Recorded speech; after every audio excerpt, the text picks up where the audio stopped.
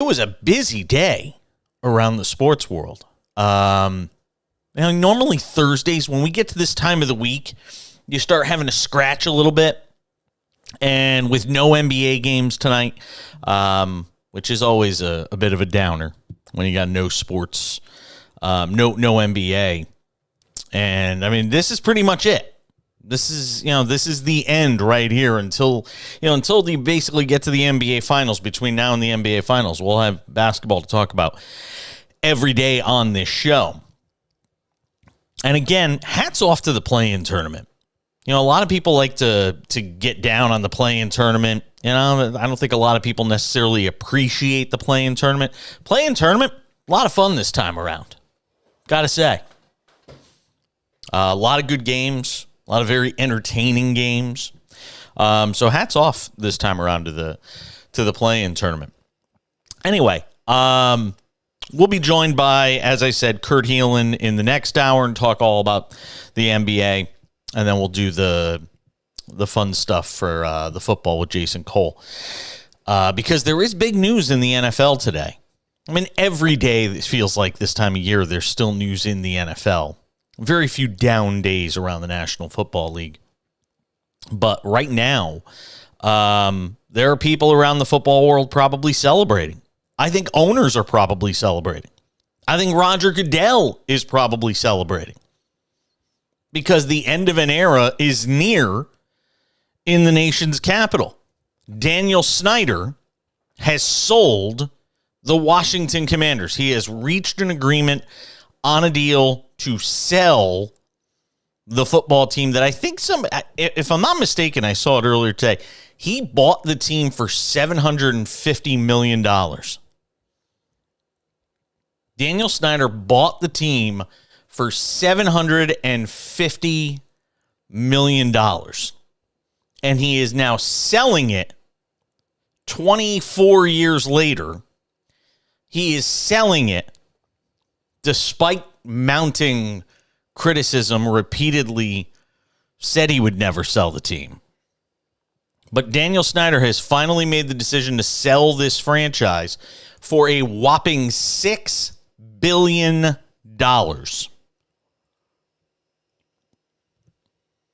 And listen, there are a few owners that have run their franchise worse than Daniel Snyder has run the Washington Commanders, formerly the Washington Redskins. There are few NFL owners that have won less, irritated people more, been in more legal brouhahas than Daniel Snyder. And what's he get for 24 years of that? $6 billion with a B dollars. Ain't America great? Ain't America grand? I mean, let's be honest. Is there a better racket in all of the world than owning a professional sports franchise? I mean, I can't think of a downside to owning a professional sports franchise. Whether you were Donald Sterling, who was proven to be this awfully racially insensitive human being, a racist. Whether you're Robert Sarver, who owned the Phoenix Suns and got chased out of town after a whole bunch of different investigations showed the kind of human being he is. I mean, and we can just go on and on and on and on with all of these different owners that torpedo franchises.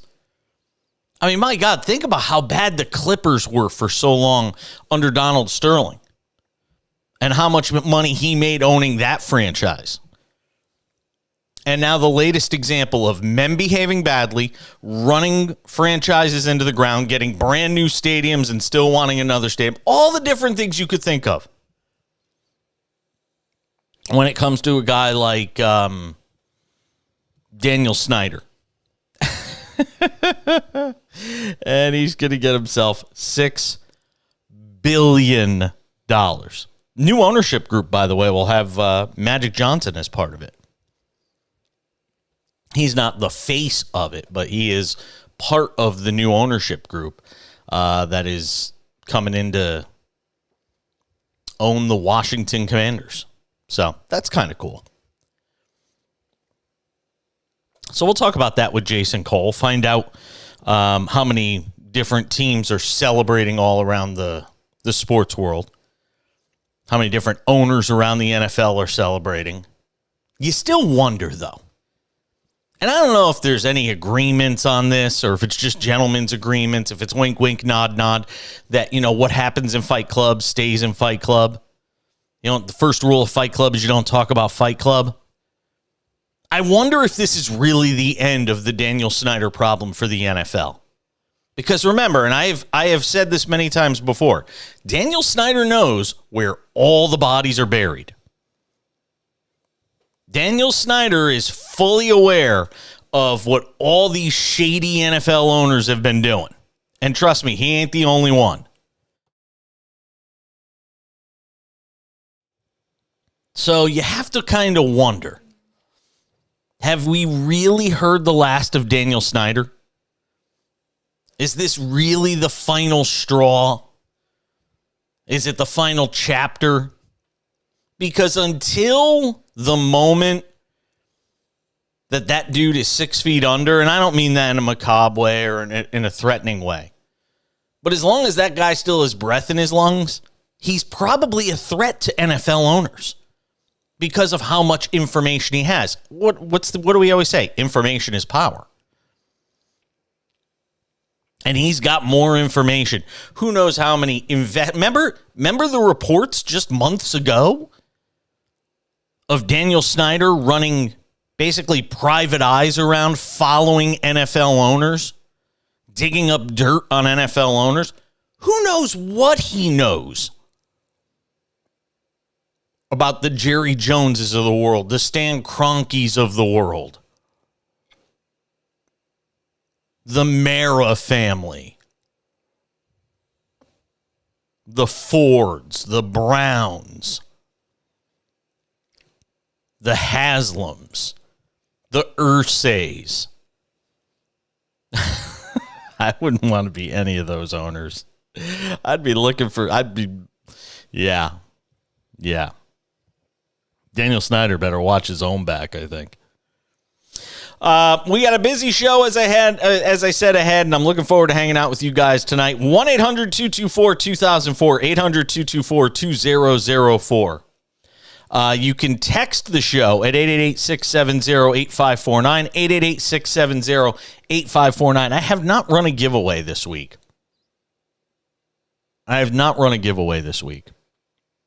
Our producer, engineer extraordinaire for the next 2 nights is Brian McDonald, who is back with us. We got him for a couple of nights today and tomorrow. I'm happy to be working with our friend Brian. Hi, Brian. Just a few days. It flies by. It's just, I'm so busy these days, it doesn't even matter. No, honestly, I don't have time. I just don't have time to miss you anymore. I'm too damn busy. Doesn't mean you have to leave. It just means, I just ain't nobody got time for that. Life goes on, man. Hey, listen, if I die at the mic, I expect you to pop me down and just keep the show going. But that's what I would expect you to do. I would expect you to just, if I drop dead at the mic, you have full carte blanche. You don't even have to call 911. Just, you can do it after the show. I did almost electrocute myself the last time you were on. So that's the deal. It's all good. It's fine with me. So anyway, it'll be a fun show tonight. We got a lot to talk about, and Brian and I have some catching up to do on the wrestling world as well. Have we talked since WrestleMania? Other than texting you. Yeah, other than texting you. I don't think we've talked much. And the WWE's finally been sold. And it hasn't been sold to Saudi Arabia. As we were all fearful of. All right. There is no NBA tonight, but there are NBA lines when it comes to the play-in tournament and the playoffs, which get started this weekend. That's all next on the Cash In. It's SportsMap Radio.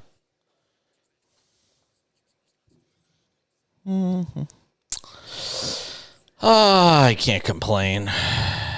Just trying to keep it all going.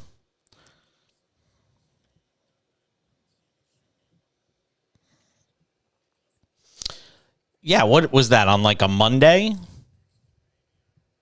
Yeah, and then we redid it the next day. Yes. Well, we redid it the next day. We submitted it. And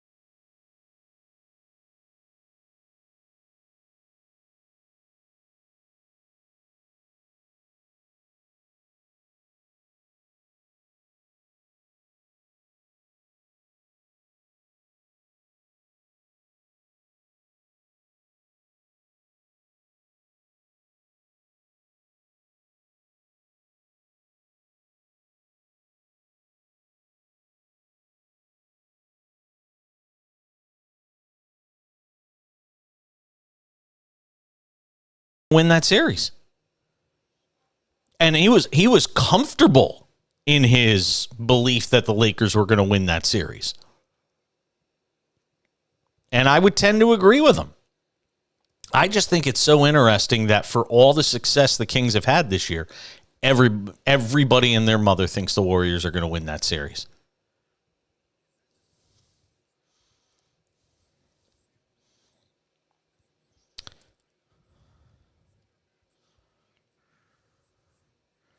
No. Good Lord, no. It's a trap. It's a trap. I need Admiral Akbar. Yep.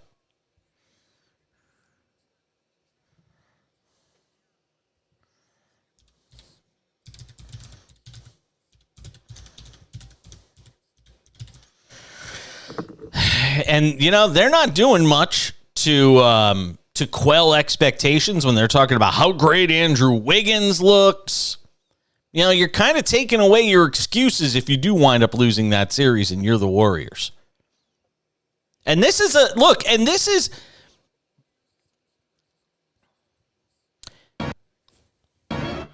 and I got news for you. This is a seminal moment in the history of the Golden State Warriors that's coming up here.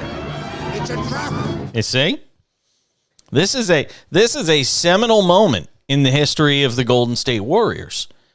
When you think about this run of success, this, sort of, I don't want to say dynasty.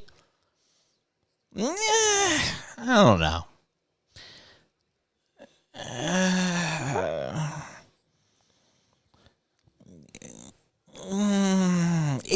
It's close.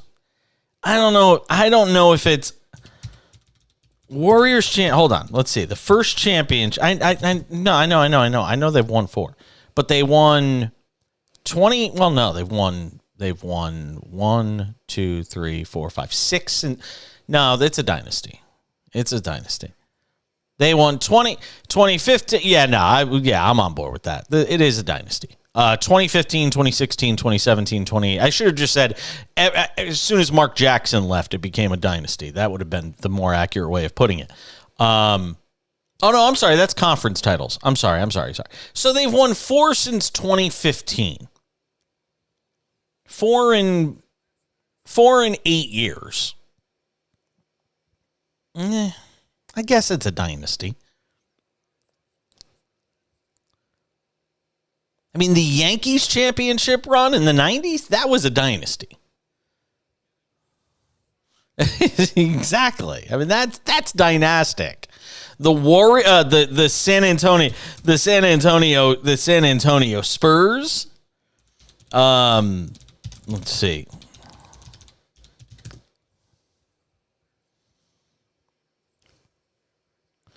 I mean, the Spurs won 5 between 99 and 2014.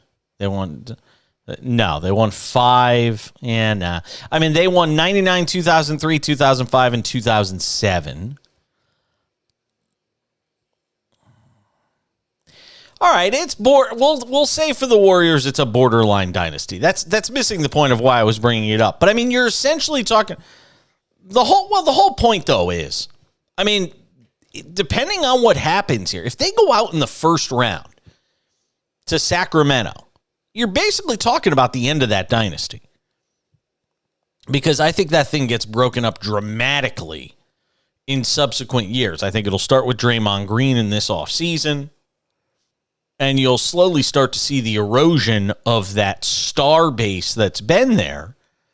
To the point where, a couple of years from now, it's going to be Stephen Curry, hey, be the last one to turn out the lights. So, it's as much as we talk about, this postseason and different storylines, I think that's one to certainly follow is what happens if and when the Warriors go out in this postseason. How it takes place is going to determine a lot about what happens next. But I was mentioning them being favorites in this series against Sacramento. And the Warriors are minus 275 Sacramento is plus 225 to win this series.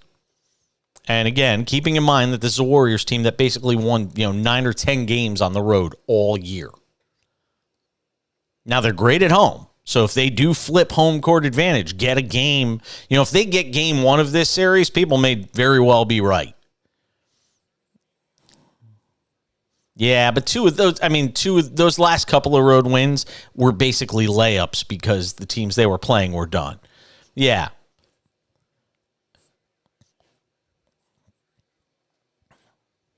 And they were 9-30 on the road through 39 games. And then they got 2 gimmies. So,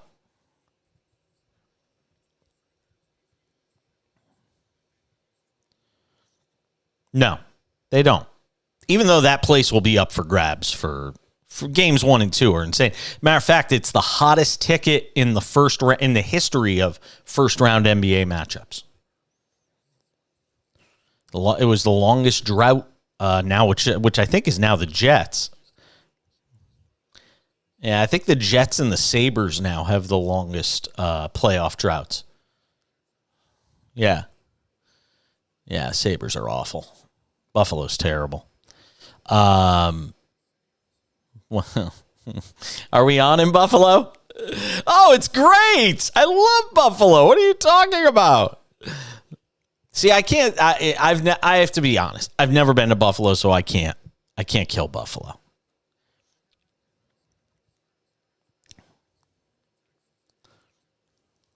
Like, I've been to Houston, so if I say something, I can only make fun of places that I've actually been to or driven through or something like that.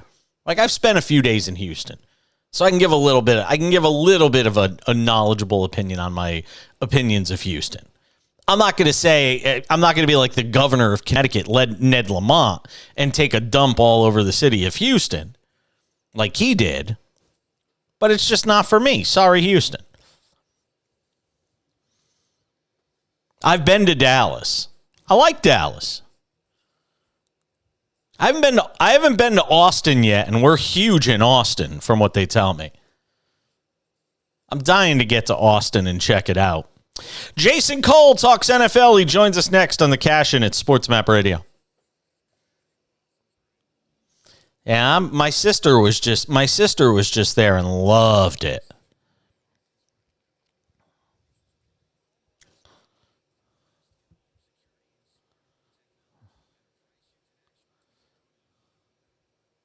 Both guests are live tonight. Yeah. Yeah, it's probably a good idea.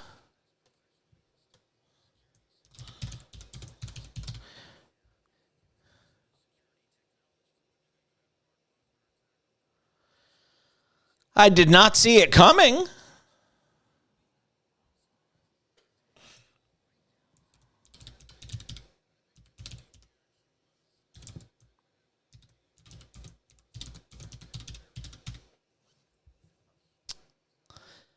I think the way Triple H explained it was best, though, where he basically said, no, it's about finishing the story, and his story isn't over yet.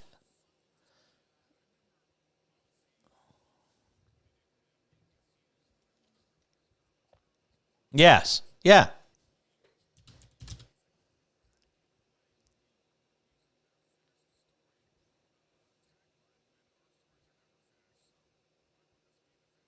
Right.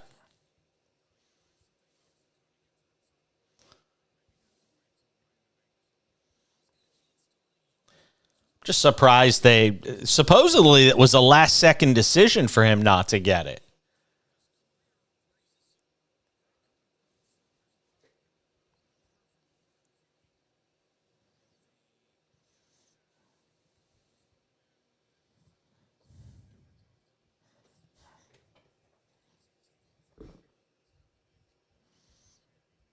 Yeah. I just wonder how heavily now, if Vince is really that involved again, that's not good news for that company. If he's involved in storylines and stuff.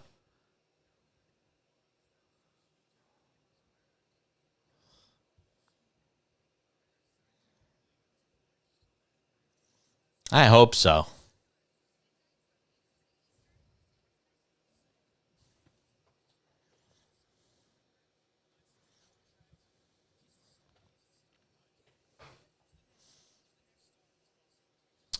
Da da da da da da da da da da da da da da da da da.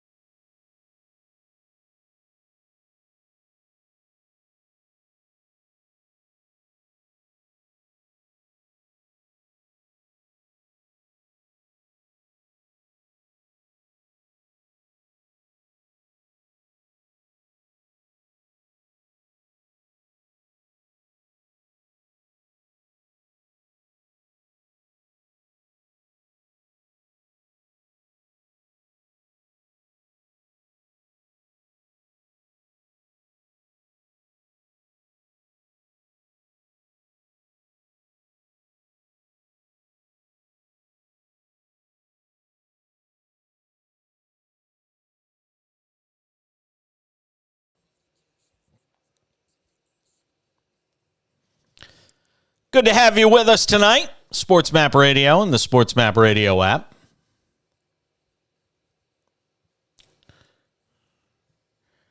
Let's hang out for a few minutes with our friend Jason Cole. Well, hopefully more than a few minutes, because a few means only 3. We'll say several, because that means 4 or more. Jason Cole is our guest, does a great job, Outkick.com. NFL writer. He's also a Hall of Fame selector who's hanging out with us tonight on the show. We'll talk some NFL in the first segment, and then Jason's got something pretty cool to tell us about in the next segment that's called a tease. I was saying this at the top of the show tonight, and it was sort of a stream of thought.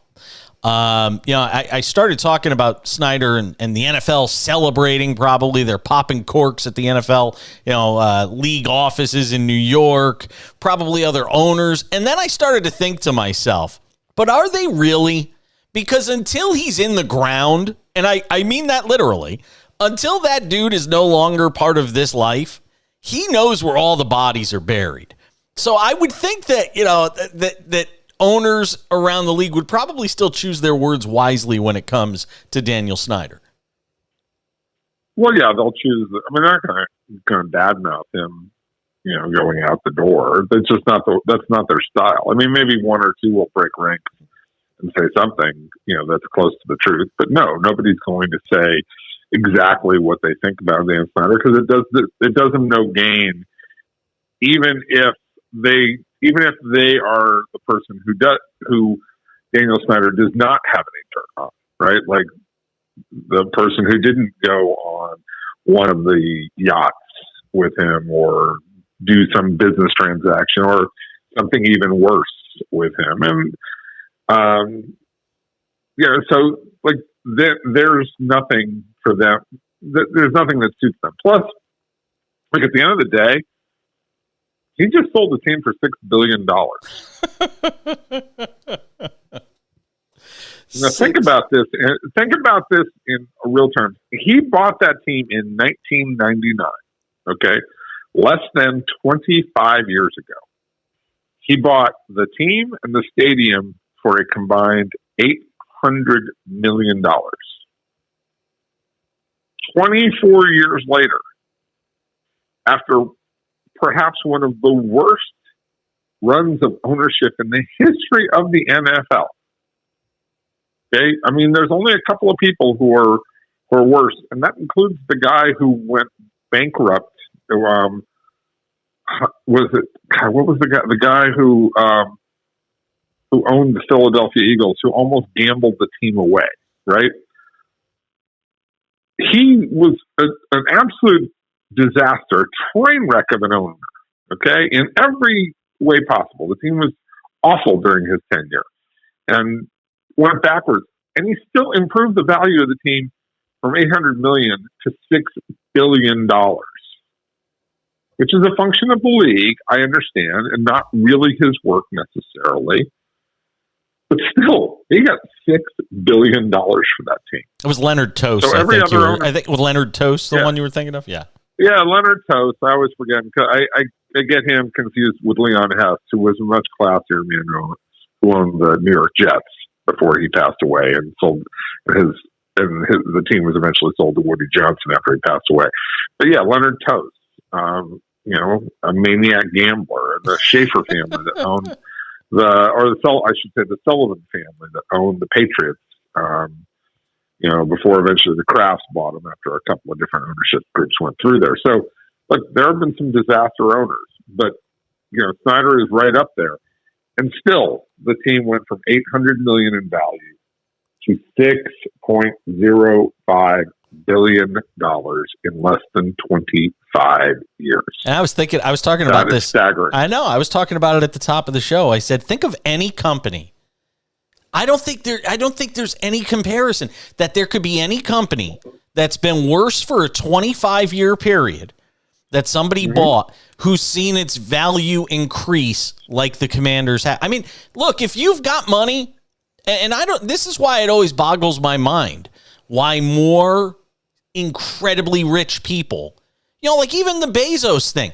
Bezos could literally reach into his pocket and pull out. And I know the Commanders thing was that Snyder always said he wouldn't sell to Bezos, but even another team or something like that. I mean, he's going to buy the Seahawks when they're available. Okay. Like if Bezos wants to buy the Seahawks, he'll do it. And I think that one's coming up in 24 or 25. There's some tax. There's some tax loopholes in the state of Washington, or some money that has to be paid back if the team is sold before such and such a date. So, Bezos is just going to buy the Seahawks at that point. Yeah. And there'll be another team that comes up for sale that'll go for somewhere between $4 and $6.5 billion. That's just the way this is, because people need to understand NFL teams are no longer businesses that operate on profits and loss the way that most businesses operate. They are annuities that are basically guaranteed profit makers. And you laugh, but that's true. I agree. I'm laughing because it's just staggering that you could be as bad as you want, as awful a human being as you want, all these different things, and you can still just make a boatload of cash. Because the league created an annuity for you. It wasn't his doing. He didn't do anything that improved the value of Washington. No, absolutely not. It was Roger Goodell and all the people who work in the league office, and even Jerry Jones to an extent, and negotiating TV contracts, and all those other people who have made the NFL a foolproof way of making money. Yeah, congratulations to them. The problem is the players don't realize how good the owners have it right now, and aren't using their leverage properly to get more out of the owners. That's Jason Cole, Outkick.com, senior NFL writer, joining us here on the Cash In SportsMap Radio and the SportsMap Radio app. What do we know about Josh Harris, Mitchell Rails? We obviously know who Magic Johnson is, this group that's buying the team. Well, we know that Harris is going to be the one who's really running the show, because the NFL always makes sure that it's one person who's answering. They don't allow multiple owners to show up. With the exception of, and let me just say that, the New York Giants, who, Wellington Mara famously sold half the team to Robert Tisch, and that was before the league put in rules about, it's a one owner system, right? Like there has to be one controlling owner, and who has to own, I think it's either 35 or 40% of the team, and that person is the controlling owner. Now, in the case of the Giants, Steve Tisch, who is eventually the co-owner, basically cedes control of the day-to-day operations to John Mara. and the Mara family. So there's no real argument there with the Giants and how it's structured, because Steve Tisch wants to live in Los Angeles and make his movies and have a good life and enjoy himself. And John Mara is happy to run the team, right? So that works out a little bit differently. But in this case, Josh Harris can be the one who really kind of calls the shots. And, you know, it can only get better. I don't know much about Josh Harris. I don't know about his management style. Nobody who really has a comparison of how these people operate other teams, unless you own another team and you have some track record, and he doesn't, essentially. You don't know how he's going to operate the team. But again, it can only be an improvement, because suddenly you have somebody that the politicians in the general Washington area, Northern Virginia, Southern Maryland, the DC district, you have somebody who those people are willing to now do business with, because they do want to have a new stadium. They do want, all of those areas are vying to see who gets to have the next new stadium, because FedEx Field is terrible. It's just an awful stadium, right? And so they all want it. None of them wanted to do business with Snyder. They just refused because he was such a blight on humanity in that area. Does this get done and approved by owners in May, or could it take longer?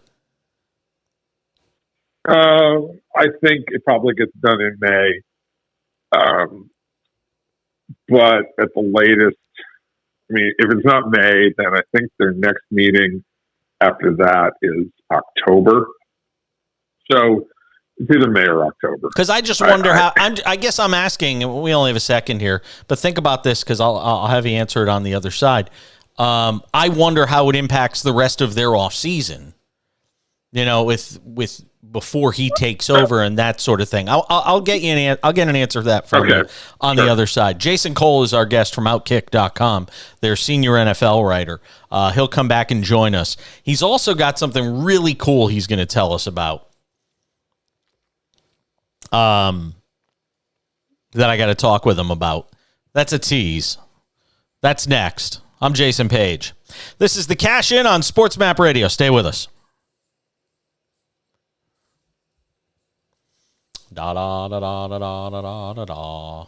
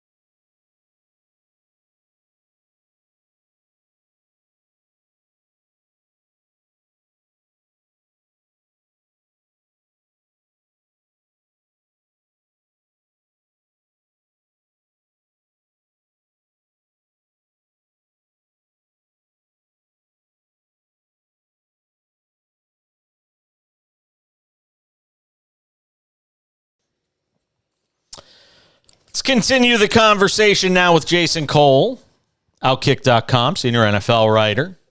He's a Hall of Fame selector as well. Something tells me Daniel Snyder won't be going into the Hall of Fame. Just a guess. No. Not going to happen. You're not even. The sad part is you're not even allowed to answer that. You can laugh, but you're probably not even allowed to answer that by like your bylaws, right? I did answer. Okay, fair enough. Fair enough. So I asked the question before the break, and Jason's got something really cool he's going to tell us about here in a minute. So don't talk too long. So I was asking you this before the break about what was I asking you? I said think about something. What was it? Now I can't remember. It was about the Commanders ownership situation. We were going through that. I mean, one thing you did ask me about, and I hadn't thought about this with Josh Harris. I mean, he does own the Sixers, and I think it's the New Jersey Devils in the NHL. So he does have something of a track record. Right, he does. But he's been mostly hands off there. I think the fact that Harris is from Maryland does obviously help. It'll bring some tradition, but Snyder was also from the Washington area, and that didn't help the Commanders that much. I just say when it comes to Harris, almost anything at this point is an improvement. Well, I guess what I was going to ask. Well, not to interrupt, but before I forget, it was how does it impact the rest of free agency for them? I don't think it has much of an impact on what they do, unless all of a sudden they want to get involved in Lamar Jackson. That's one of the things I was referring to. Yes, right. No, they could. I just think the decision on Lamar Jackson is more of a football decision. We're at this point where they're sitting here saying, "Look, we're not going to invest that kind of money in a player. We don't know that he's going to last that long." And ultimately, I think that Lamar Jackson. It's not just the money also, it's the draft pick. You're talking about at least one first round pick. If you work the deal out with Baltimore, it's supposed to be two, but it'd be one plus something else, right? And that's going to be a second, at least high draft pick. I just don't think anybody wants to pay that price based on what I'm hearing, what I'm told. Nobody has an appetite for it. The place he's going to end up playing next year is with the Ravens. I'm going to suspect that it's going to be on a 1-year deal. And then, he'll sort of come to his senses on, what does he want to do? Or he'll find out what the greater free agency market is for him, and he'll get, $150, $160 million, of some kind of guarantee on a 4 or 5 year deal. Odell Beckham Jr. says Lamar Jackson gave him no assurances he'd be the Ravens QB. If that is the case, does it make his decision to go to Baltimore that much more perplexing, or is it just simply he wanted his bag? He wanted his bag of cash. Okay, they offered him $15 million. Which based on what some of the other wide receivers in this market were getting, Jacoby Myers is getting $11 million a year that he got out of the Raiders, and whatever Lazard got from the Jets. And based on that, he should be making more than those guys, assuming he's healthy. So I don't blame him for it. And he's on. It's a make good situation 1 year. But I do think that it's a statement to Lamar Jackson of, hey, look, you've been having everybody in the world complain on your behalf about the lack of good wide receivers we provided for you. We just got you OBJ. Come back, play for 1 year. And if you really are the passer that you claim to be, make it happen. And, then maybe we'll bring OBJ back and bring you back on a long-term deal and guarantee it. But until then, we're not going to do business with you based on the terms you're trying to ram down our throat. Talking with Jason Cole, Outkick.com, NFL writer, joining us here on the program. All right. We know you write about the NFL, but apparently you're also a book author. You tell me you got a new book. What's it called and what's it about? It is called Shut Up.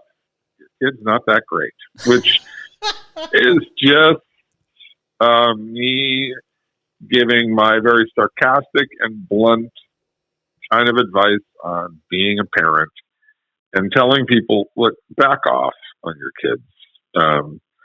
Stop pretending that you got the next John Elway as your kid. Stop, stop dreaming big. Stop living your life on your dreams and your aspirations through your children. And because I've watched it, for decades upon decades as a sports writer and as a youth coach and as an observer of the entertainment industry, because a lot of this is about the entertainment industry as well. Parents who micromanage their talented singer son or daughter. They're in that business. They call them the momager, which is the mom manager, or the dadager.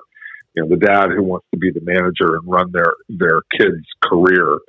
And, we've seen that for years and years and years. And I just said to myself, I'm going to write this book and give one example after another about how these parents have basically destroyed their own kids' careers, and hopefully parents will get the message. And the foreword to the book is actually written by Tom Brady Sr., which relates to an episode that he talks about when he was raising his son. And, when Tom was, one of the only couple of good basketball players on the Catholic school team that, they were running, and the dad was the athletic director at the little Catholic school in San Mateo, California, where he was going to school.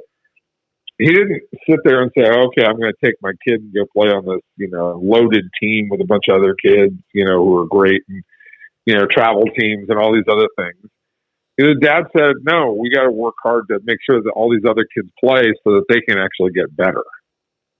So it was, thinking about your teammates. And when you think about that, I always think that's one of the reasons why Tom is such a good teammate and why Tom cares about the people that he plays with and makes it easier for those people to be attracted to him and want to play hard with and for him. And so, look, it's sarcastic, it's blunt, it's my kind of sense of humor, and it's definitely harsh. Don't get me wrong. That's how I write when I'm myself. It's funny, I'll say that. That's why I try to be mostly. But there's a greater lesson in this, and again, it's shut up. Your kid's not that great, and it relates to a bunch of stories. And it's available on Amazon now. You can go and find it. We released it this week. I've done a few interviews on it already, some other stuff, and it was great fun to write. Talking about guys like Drew Henson, whose dad was just a helicopter dad. A bunch of other people whose stories I can relate. It's all there in the book, and it's fun. It's a quick read. It's not a big giant book, but yeah, you can find it on Amazon.com. Shut up, your kid's not that great. From Simon and Schuster. I actually have a picture of it up on our video feed of the show, right next to your picture, so people could see it. It's an absolutely fantastic picture on the cover of the book. Would you say that it is targeted though? And I know you kind of gave the vibe of it, but is it targeted towards sports parents? Are you hoping that sports parents will go and buy this and sort of take it to heart? I think all parents in any capacity really need to do this. And even you're talking about parents of academic kids, who are, great in science and math and all these other things. Who everybody's saying, oh, my kid is going to be the one who, cures cancer and things like that. Okay. Why don't you make sure that they love science first? Like, make sure that they really like doing it. Okay. Don't get ahead of yourself. Make sure that they really, really enjoy what they're doing. Because if they're not passionate about it, they're not going to want to do it for their life's work. And yes, a lot of it is about sports. And sports is the most obvious one. But, I always relate the story about Jack Elway. When I was doing the John Elway biography, I did a lot of research on his dad. And I remember this quote from when he was coming out in the draft in '83, and he had to decide whether he was going to go pro in the NFL or whether he was going to play baseball for the Yankees and what was going to happen. And Jack, I'm going to paraphrase this, basically said, he's got to find the thing that he's most passionate about that makes him happy, because that's not going to be determined by dollars and cents. Your passion to do something is not driven just solely by money. And I think in today's culture, especially in sports, more than ever, it's driven by some monetary gain, whether that's playing professional sports and making a lot of money, or when you hear from these parents who are on all these travel teams, that, they're taking their kid everywhere. They're trying to get college scholarships. Yeah, I get you. Jason Cole, Outkick.com, senior NFL writer, the author of Shut Up, Your Kid Is Not That Good. Always appreciated, my friend. Not that great. Not that great. Sorry. Great job on the book. We'll talk soon. Thanks. I did. Take care. Bye. Butcher the name of the book. Nice job, Jason. Thank you, my friend. I'll talk to you soon. Anytime. Be good. Thanks, man. Bye-bye. See, when I tap, just so you know, Brian, when I tap the thing, I do that because I try to use that as a cue for the guest. So you probably know what I'm talking. You know what I'm talking about. When the music's playing on your end for a second, you'll probably hear it become double for like a half a second. Yes, that's why I do that. So if I do this like that, this, when I'm doing that, it's to try and cue the guest. Because when I do that, they can hear the music just for that split second. Oh, look who it is. How much did you pay that person to wear that T-shirt in the store that said late hits? That's what I want to know. I don't believe it. I think you paid somebody. I think you paid someone. Yeah, that's true. You work in radio. You have no money. It's okay. You know what the sad part is? You still make more than me. Because when you own your own media company, trust me, you don't make any money at first. You know who's making money off my show? The only people making money off my show right now is SportsMap Radio, baby. Yeah, that's true. How are you, man? I'm down about 20. No, he knows. We're friends on Facebook. I do intermittent fasting. Yeah, I do intermittent fasting. Some days I eat, usually I'm eating between 9 a.m. and 3 p.m. How much were you? Oh, you were a little more than that. I was 251. I'm not a lightweight.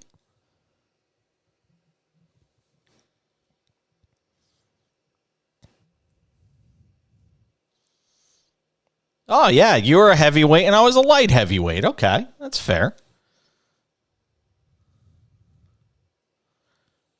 Oh, that was it, dude. That was it. I was interviewing Fred Funk. Oh, my God. I was interviewing Fred Funk. I had bad posture, and the guy taking the video for me just took the worst possible angle. I said, holy shit, I look pregnant. I was like, what is going on? Now the problem is I'm at that in-between weight where the stuff I was wearing is too big and I look like I'm swimming in it. And the stuff that I have that's smaller, I'm still not quite that size. So I'm at this in-between, this awkward in-between weight right now. Did Patrick leave? Oh, all right. Don't leave. You should come on the air, man. We can talk about the Astros. I want to just sit here and break your balls.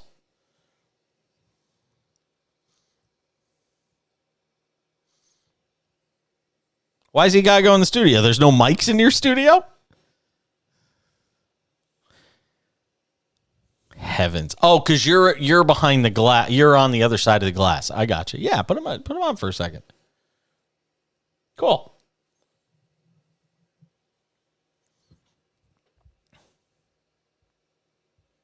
I'll even put him in my Chiron here. Let's see. Gotta get rid of Jason Cole.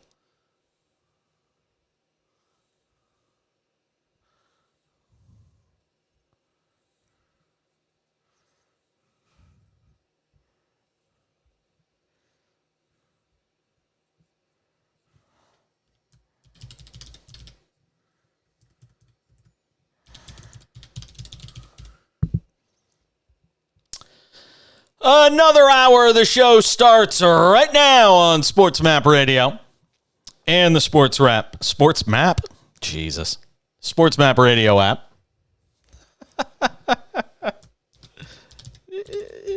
Well, I'll tell you the problem.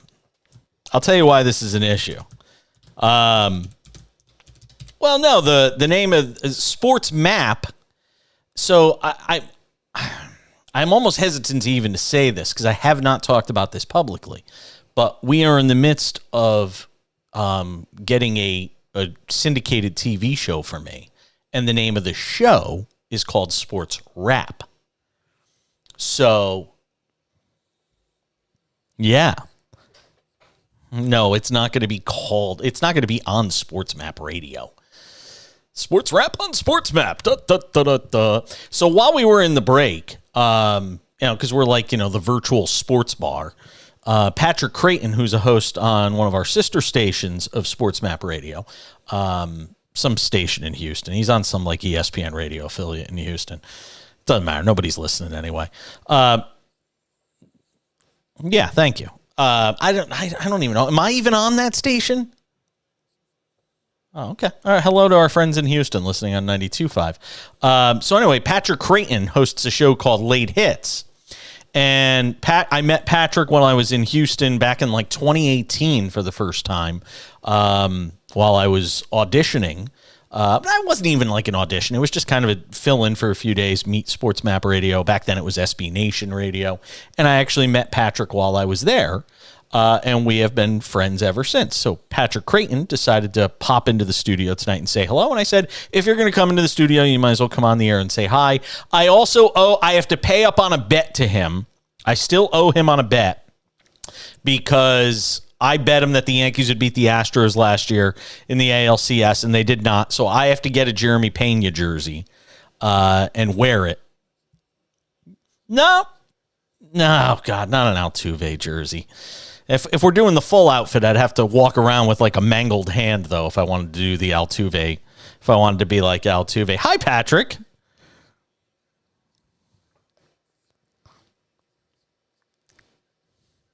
Dude, it doesn't matter if they lost in 7 or lost in 4. They lost. A loss is a loss.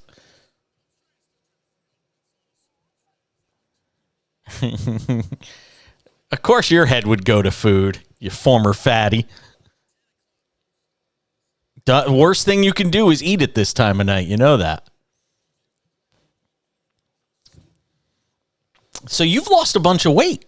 Congratulations. In how long? That's not bad. In 2019, I lost 60 in a year. And I went from 251 to 187. So I lost a little over 60. And then I put it all back on during COVID. And just I literally got back to 251. And I finally said, I got to make a change. I got to drop some weight. And that's what I've managed to do, thankfully, is drop about 20 pounds so far. But man, it's hard, especially when you get to our age. You're about the same age as me, right? Oh, you're going to be 50? You're going to be half a century old? Wow. Well, that expectancy is increasing with every pound you lose.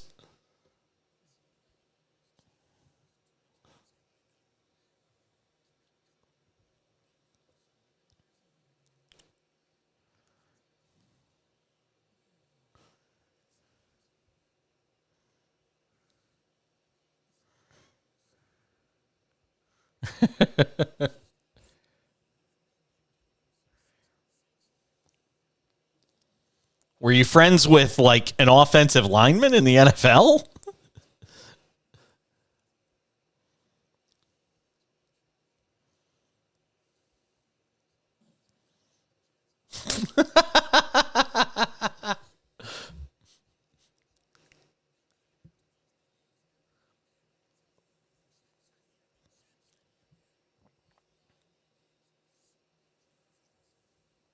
Wow. Sounds like fun. Yeah, that actually is. That is what agents do. So, hey, what do you make of the Astros early on this year?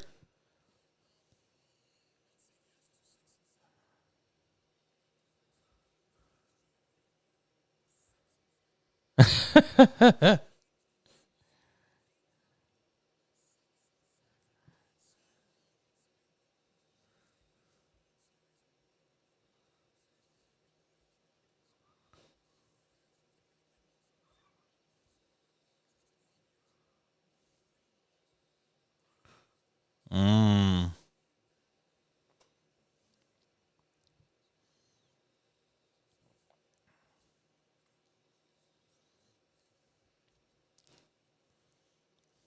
And nobody in that division, the thing is, nobody in that division scares you. And the one team that would is Seattle. And I was talking about this with our friend Jen Mueller, who comes on the show from time to time. She does a great job with Mariners pre- and post-game with Root Sports in Seattle. And I said, the law of averages is what's catching up to that team right now. All these games they're losing right now are all the games they were winning last year, one-run games, extra inning games. And the law of averages eventually balances itself out on that stuff, and that's what's happening to the Mariners right now.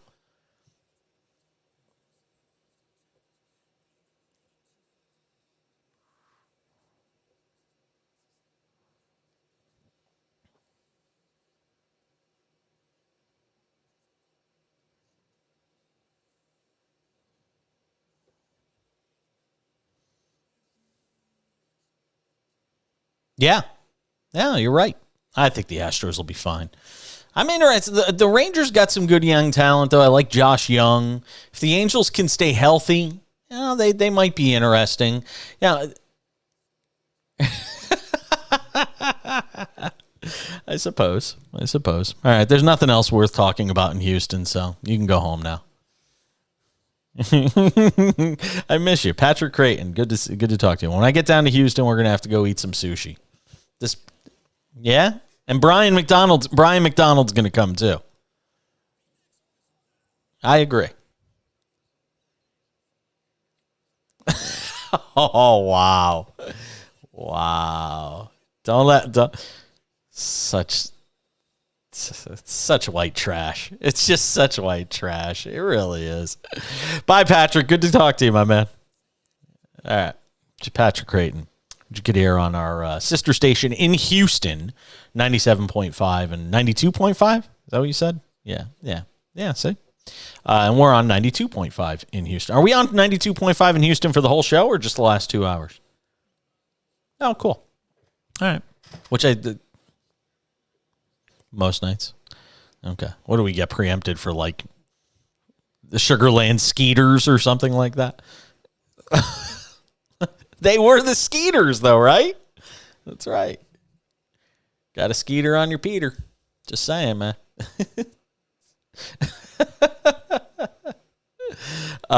So good to talk to Patrick Creighton, though. Like I said, he was one of the cool people that I met when I came down to Houston back in 2018, the first time I ever stepped foot in the building that you're in. Matter of fact, I think I was in the studio that you might be in. Is that the same studio they used for SB Nation Radio?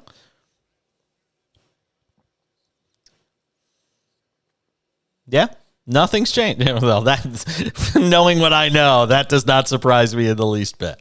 That nothing has changed. So yeah, I got to get down to Houston though. I am planning to make a trip down there. I was supposed to come down for the Final Four. I know. Yeah, what I want to do is see if I can get down there for like a week, and just come down and do the show there for a week. Maybe maybe we'll do like a week of shows down there and just tear up Houston for a week. Do something like that. I don't know. We'll figure it out. 1-800-224-2004 is the telephone number in this hour of the show. 800-224-2004. If you want to text us, feel free. 888-670-8549. 888-670-8549. Again, thank you to Patrick Creighton for the pop-in. I'm a fan of the pop-in. So I'm glad he was able to stop in and say hi. And it was a Seinfeld reference. Say, you know me well. This is why you're the A-team, because you know me this well. By the way, who's no longer on the A-team? I'll tell you why Belmer's no longer on the A-team. Belmer says to me, so Belmer pulled this thing like a couple of weeks ago because I went after, I don't think I went after Greg Frank by name. But I went after I was listening to a promo of something, waxing poetic about how nobody has signed Lamar Jackson. Huh? And I'm not saying Greg Frank sounds this way, by the way. I'm just saying that because some people get sensitive about, don't make fun of me on the radio. Dude, you work on the radio. You have to expect to be made fun of. So Greg asked Belmer to have me on the show. And Belmer was like, oh no, Greg's not mad or anything like that. He just wants to talk about the Lamar Jackson thing. Next thing I know, I'm being, waylaid by Greg Frank about, some take that I had on the show about. It was close. I think he tried to ambush, but you can't ambush me. I've been doing this too. I mean, I'm going to be nice. I've forgotten more about sports radio than most people know. You know what I mean? So all due respect to Greg or anybody else, I'm never going to get ambushed. And I actually, I mean, look, I'll take my resume. We'll just say that.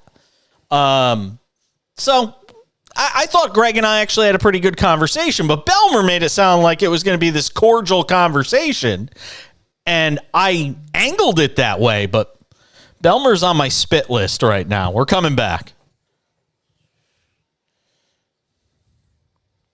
No, I haven't talked to him since that interview. Might have been the week before. Might have been last week. Might have been the week before. No, it was the week before. Because he made it sound like, Greg Frank wants to, come on and talk to. He wants you to come on and blah, blah, blah. And I'm like, all right, fine. I have no problem defending my take on something. And my take basically was all these people are trying to create a narrative that doesn't exist on the Lamar Jackson story. And I said, most people aren't prepared. I didn't say Greg doesn't do his prep work, but I said a lot of these hosts aren't prepared. They're just, giving out this lazy take that they're hearing from everybody else. And the first thing Greg did when he had me on the show was basically to say, well, you said I don't do my prep work, and I take that to heart because I really prep hard for the show. Yet every point that I made during the interview, he was like, well, yeah, I agree with that. But, which means you're not really arguing with me. You're just mad because somebody disagreed with you and called you out,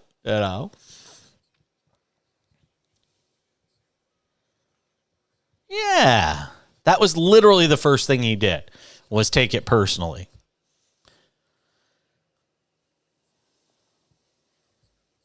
Yeah. I mean, I still love him. I was just kind of ticked. And I even said to him, I said, here's my phone number. Give it to Greg, and you tell him, to call me. Never heard from Greg Frank. After the interview that I had on the air with Greg, I texted Belmer and said, give my number to Greg and let him know that I want him to get in touch with me. And he's like, okay. And then I never heard from Greg Frank.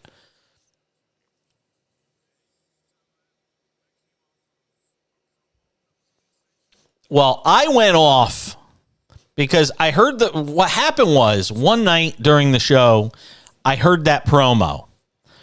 And Justin said to me during the break, he goes, what do you think of that take? And I was like, dude, don't ask me that. You're going to get me in trouble.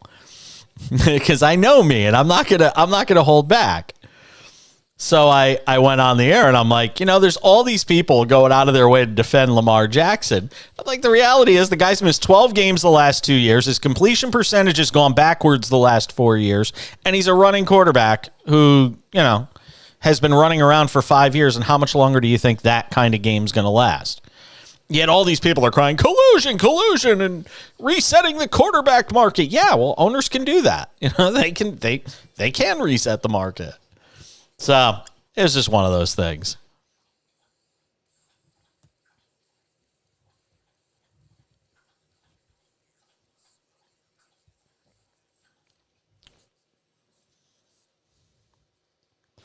And just to continue what I was saying at the end of the last segment about our friend John Belmer, who produces a bunch of different shows. He's kind of a jack of all trades. much like Brian McDonald, our producer engineer on this show, who works with me a couple days a week if I'm lucky. And all these guys are great, but I mean, Belmer and Brian are two of my favorites. But it's like, I'm never going to get ambushed on the radio. I've been doing this too long. Nobody's gonna come out with a take that's gonna have me go, oh, I'm gobsmacked. I don't know what to say.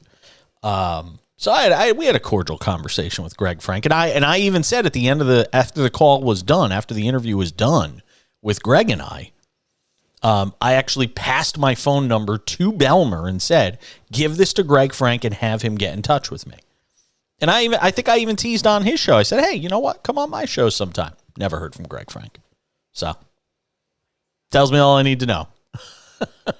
He was just interested in trying to score some points on the air and then never got in touch with me. So, oh well, it is what it is. It's fine. I don't think, look, by the way, I'm not of this. I come from a different mindset. I've worked at so many sports radio stations over the course of 25 years. 20 years in sports radio and 27 years in radio total. I come from a much different mindset. I don't think everybody needs to love each other. I don't think everybody has to like each other. I don't think there's any reason. If I'm not working with you directly, you don't have to like me and I don't have to like you. I don't have to like your takes. You don't have to like my takes. You know what I mean? It's as subjective for us as it is for listeners. There might be listeners who listen to a certain show on this network or your local station or whatever it may be, wherever you're consuming this show, who may think that I'm the greatest thing in the world. I could put 10 people in a room. 5 are going to love me, 5 are going to hate me. And I'm okay with that. But I've worked at stations where it's like, oh, everybody's got to get along. Everybody's got to, you can't say anything bad about another show, or you can't criticize a take of another show. Now, I will agree. One thing I will say is you don't make it personal. And I don't. The only thing I've ever said is that, I think some people can be a tad bit lazy in their takes.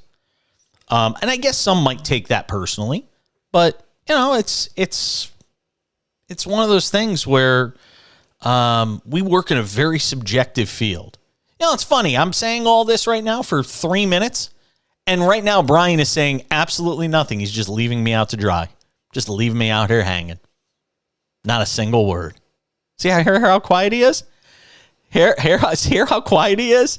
He can't shut up for the other 3 hours of this show, but he will not say a single word right now because he works with these people, because he works in person with these people and has to walk by them in the hallway. And do you work with any of these other hosts on the network? Is Greg a nice guy?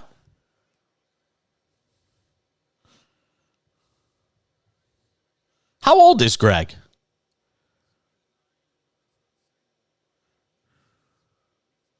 Oh, wow. I'd be in my mid to late 20s again. I could be in my mid to late 20s again. Sign me up for that. I would do so many things differently. Take me back 14 years to 2008, 2009. Yeah, I would have played things a little differently. And actually, I complimented Greg. I complimented him the night before I went on his show because he actually got in a question during the NCAA tournament championship game press conference, the post-game presser down there in Houston, and we actually aired it on my show. So, anyway, yep, and we played it live during the show, and then I thought that was really cool. I had a moment once in my life at a very prominent presser, where actually twice in my life I got to ask a question. No, Jim Calhoun. I had a run-in with Jim Calhoun. I asked a question at the Mitchell at the Mitchell Report press conference in New York. And then I asked a question at the famous Adam Silver press conference announcing that Donald Sterling was being basically banned. I got to ask a question at that press conference too. So that's my press conference moments. Yeah, my press conference claim to fames. Yeah, those things are, you know how those things are. You gotta get lucky. Hope somebody, you raise your hand and hope that some dope with a microphone comes over to you. Yeah. So I don't miss those days of doing the whole reporter thing. Anyway, open invite to Greg Frank anytime he wants to come on this show still exists. Yeah. It's just like I said. I would gladly take everybody out when I come down there to Houston. See, if I say free meal, Greg Frank, Greg Frank, who probably already lost my phone number, I can guarantee if there's a free meal involved, I'll be like, oh, I'm coming.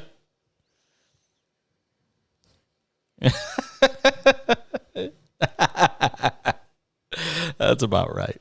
Coming up in about 9 minutes, we'll be joined by our friend Kurt Heelan, Pro Basketball Talk at NBCSports.com, to talk about these play-in tournament games tomorrow night, but also the start of the NBA postseason and the expectations being put out there for Andrew Wiggins, which I think is very interesting. And I want to ask him about Charles Barkley.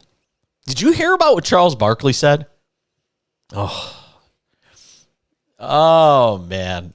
So here's Charles Barkley on Inside the NBA on Tuesday night, I believe it was, getting himself in trouble. And look, there are a few people that could get away with this sort of thing, but Charles Barkley is one of those guys that could get away with saying something like this. Take a listen.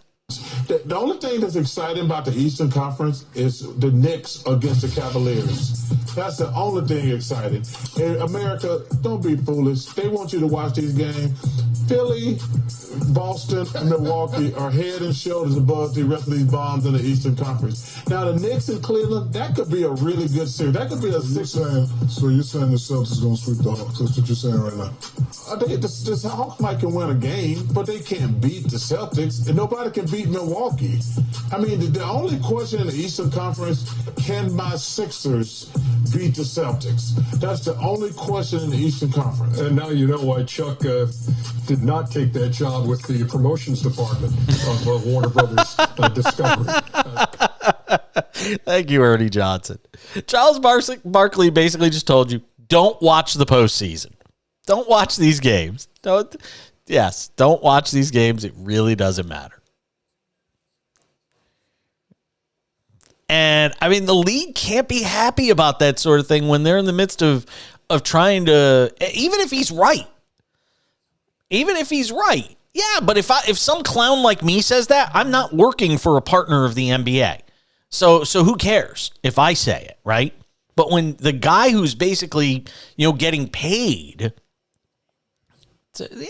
he just nope, not going to do it. According to The Athletic, the NBA will have received $24 billion from Turner and ESPN when their deals end after the 2024-2025 season. And it's expected the league's going to be looking for somewhere around $75 billion in their new deal. I guess if you pay that much money, you could say whatever you want.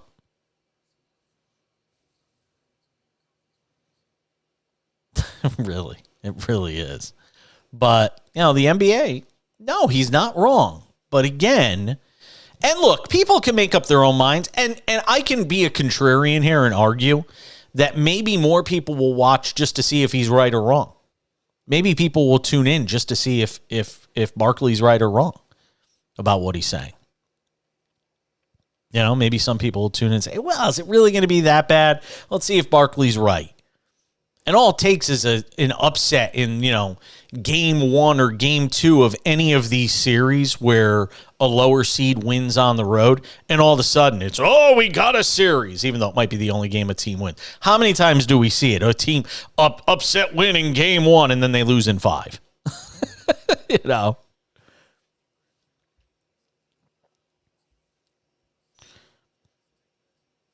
Absolutely. It absolutely could. But still, the NBA can't like it. We'll ask Kurt Heelan about that.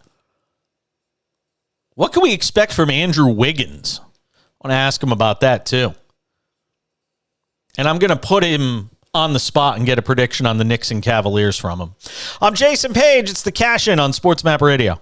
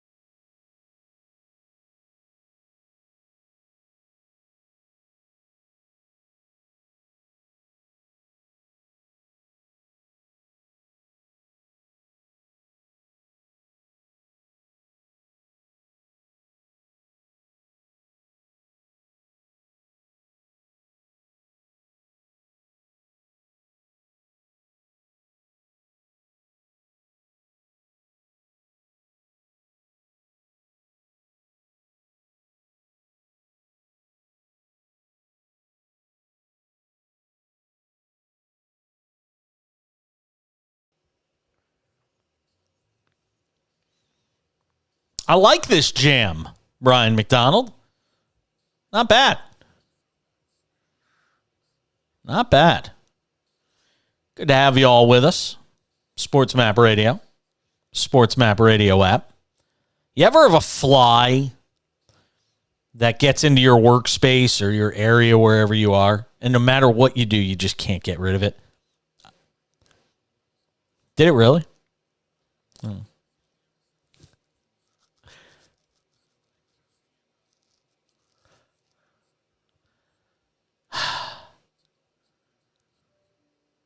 That's what I'm dealing with right now. I've got some like fly that's just buzzing around in my space, and I just cannot stop. I can't. Actually, I'll tell you one better than that. Rowan Atkinson, if you get a chance, go on Netflix. Rowan Atkinson did a really cool show. It was the episodes are only like 15, 20 minutes max. And I think the name of the show was called The Bug or The Fly or something like that. And it's typical Rowan Atkinson humor. Very funny. A lot of physical comedy. If you get a chance, go on Netflix and watch it. It's a short series. Go and check it out. Kurt Heelan is our guest, NBA writer, NBCSports.com. Pro Basketball Talk is his jam. Do you know the show I'm talking about with Rowan Atkinson? Maybe, maybe not. I do not. I do not know. I was going to suggest you just Mr. Miyagi the thing with some chopsticks and get it out there. No, I don't think I am capable of such things. So I was just talking to Kurt during the break because I had to get a basketball guest yesterday for this TV pilot we're doing, and I also use it during the radio show, so they're not just doing some goofy TV pilot. And I literally reached out to like a dozen NBA people, and I don't know what it was about yesterday, but every NBA person on the planet could not come on the air yesterday. And finally, we got Chris Mannix, who came on, thankfully. But it was the strangest thing yesterday. It was like yesterday a holiday for the NBA writers or something? It was so weird. I don't know. I was tied up with I have a regular Wednesday video and podcast thing, and the time got shifted into your window. Normally, I'd be free in that window, but I was not yesterday to accommodate. It's the thing I do with Corey Robinson, David's kid. Yeah, no. So I got shifted around on that, and so I couldn't. Otherwise, I would have gladly, helped you out with your pilot and told you were wrong. But it's okay. You do more than enough, my friend. Chris has way better hair than I do, so it's all good. He's good on camera. He does have some TV quality hair. That is very true. Kurt Heelan, our guest, NBA writer, NBCSports.com, Pro Basketball Talk. He does do a podcast by the same name with Corey Robinson. As well. You can catch that every week. All right, so let's talk about the play-in tournament games first. Let me get your thoughts on that, and particularly the one in the West, because I think everybody still feels the West is wide open, and while both the T-Wolves or the Thunder would be a prohibitive underdog when going against the Denver Nuggets, everybody you feel like has a puncher's chance. Give me some thoughts on this Minnesota-Oklahoma City matchup tomorrow night. Am I crazy thinking that Oklahoma City can just win this thing? I mean, after watching Minnesota struggle, and they basically can't have. I don't know if they're going to have Rudy Gobert back, but I don't think that's really the difference. They're not going to have Jaden McDaniels, who they missed, but what they can't have again is that Anthony Edwards. Oh. And I don't know if he was physically bothered as much by this. He said after he wasn't aggressive against the double teams, but he just, I feel weird just because he's one of those guys I talk up all the time and then he just looks awful. He gets on biggest national stage you might have ever been on, and he's just horrible. They can't have that guy. And that said, even as great as I think he can be, Shai Gilgeous-Alexander is going to be the best guy on the floor. And I think the Thunder have a chance if they play like they did the other night. When Jalen Williams is kind of creating secondary chances and some guys are knocking down shots, that's a team on the rise. And more than that, it's a team that doesn't. And Josh Giddey's making plays, especially as a secondary creator when they double Shai and they can get like a little 4-on-3 going.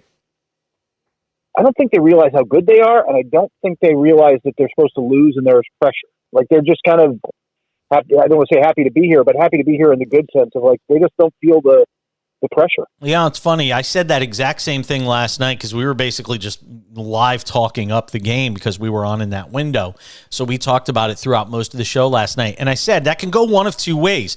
Down the stretch, and it felt like in the third quarter and in the fourth quarter, it was starting to go the direction of, oh my God, they realized they were in that moment and they struggled and they couldn't make shots. And the Pelicans, came from behind and it looked like New Orleans was getting ready to take over. And then all of a sudden, Oklahoma City found that other gear, and they were able to sort of, give the Heisman, so to speak, to the Pelicans in that game, and they figure out a way to get the win. I tend to agree with you. I think they're going to win that game. I really do. And I've watched Anthony Edwards now like 3 or 4 times this year where he's had this sort of game like he had against the Lakers, where I'm walking away going, what is the big deal about this guy? He can't make a shot. I think he's going to figure it out. I think that he's one of those guys whose natural athleticism gets him there a long ways, and sometimes he has to work on the craft of his game a little. I think in a couple of years he's going to be an absolute force of nature, but he's still figuring it out. Unlike Shea, who has absolutely figured it out, and struggled a little bit and went through quiet parts, but he kept being positive. He kept setting up teammates. He kept, right, they're going to double me. I'm going to trust my teammates to make plays. That Minnesota team's kind of in its own head right now, and I think that's just not going to work against them, especially if the Thunder can keep it closer, get off to a little bit of a lead early, and they can feel that pressure at home. Minnesota, like I said, Rudy Gobert was hinting today he might not play. That was a team that went all in on this roster and expected. Well, the internal expectations were one of the top teams in the West, and even those of us who were sort of down on the trade, I thought they were a top 16. Like, I thought they were going to be good, and it just has not worked out. And they've got the weight of that can really start to carry. They could feel that in the middle of that game. Talking with Kurt Heelan, Pro Basketball Talk at NBCSports.com, giving us some time here on the show. I can't, it's funny. I've watched now, 4 of these play-in tournament games. And the one that had the least juice, the least buzz, the least excitement was that Miami game on Tuesday night. And I don't know, the fans didn't seem into it. The players didn't seem into it. Frankly, I thought they should have sent Miami home for good after that game, as lackluster a performance as they put out. Give me some reason why I should expect anything different tomorrow night against Chicago. The only thing I've got, because I was talking with Ira Winderman from the Sun Sentinel, and his word was that it was like they played with hubris. They played with Miami Heat. This is it. We're just going to be fine. Oh, and by the way, if we lose, we've still got another game, whatever. They didn't play with any urgency at all. And I think that's been the urgency, and the intensity has been the best part of the play-in outside of that game, right? Like, all these games have true jeopardy, right? Like, you lose or go home last night, but even Tuesday, like, you much better seedings, much better opportunities if you win, much more rest. And the Heat just played like they didn't care. And maybe with their backs against the wall, they come out and care. But Chicago's played pretty good ball after the All-Star break. Their defense was better. They, when Zach LaVine's shooting like that and taking shots and taking over, and they've still got, DeRozan, they got a chance. They've got a chance in this one. It's going to be interesting. We'll see. I guess the question is which Jimmy Butler, and more importantly, almost like which Bam Adebayo shows up, because Bam floated through that game, and he's just better than that. Yeah, and I wonder how much of that was him versus how much of that was them just not getting him the ball and putting him in positions, because there were a couple of times in the second half where he got, low post position, and Atlanta didn't have an answer for him. And I'm sitting there saying, why wouldn't you give him the ball every possession down there until they figure out a way how to stop him? Yeah, they just don't run the offense through him that much. And it's something, maybe he's not totally comfortable with it. He's certainly not. I mean, I think he's developed a really good floater, which he had to because Brook Lopez tortured him a year ago when he couldn't get to the rim. He's like, all right, well, I'm going to develop a really good floater that I can just put in over guys like Brook Lopez. And he's got that now. He's just money from like 13 feet. Yeah. But he's not what he's not what they need in the sense of like what they could really use him to be is step that a couple more feet out and be sort of what Joel Embiid is. Joel Embiid's absolutely elite at this, but he gets that ball at the nail, middle of the free throw line. He can drive left, he can drive right. He can shoot it from there. He can kick it to guys in the corner. He is an absolute offensive weapon from there as a distributor and playmaker for himself and others. Yeah. And Bam's just not that guy, and they need him to be. Kurt, they need that guy. Hey, Kurt, hold that thought, because I want to come back. I want to ask you about the Western Conference and Eastern Conference playoffs. We're talking with Kurt Heelan on the Cash-In. Stay with us. Yeah, I want to ask you on the other side about the Wiggins, Eastern and Western Conference, the playoff games starting Saturday, Sunday, and I'm going to ask you about the Barkley comments that probably do not have the NBA all that happy. What did he say now? I missed what he said on Tuesday, where he basically said, "Don't even bother watching the Eastern Conference playoffs." Yeah, that's right. Yeah. That's right. Okay, yeah. Well, I don't know what is. Sorry, I don't know what's said in the league office about this, but I will tell you, like within basketball circles, the comparison is like whatever you think of the Fox pregame show or game day on ESPN or whatever.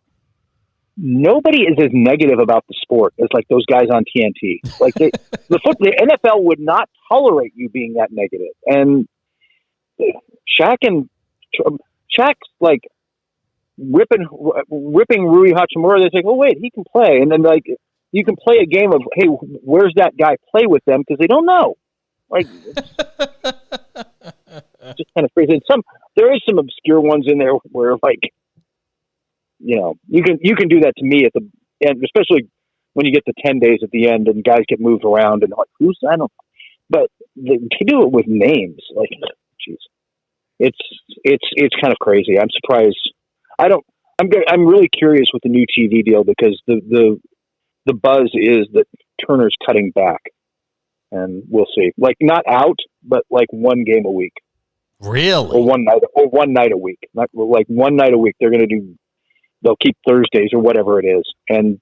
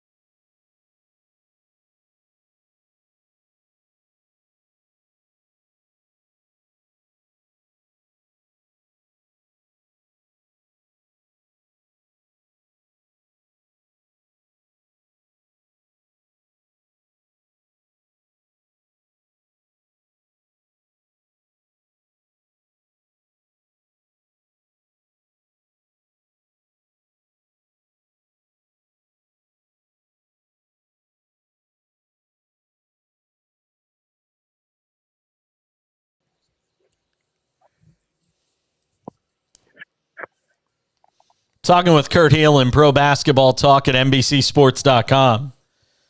Friend of the show.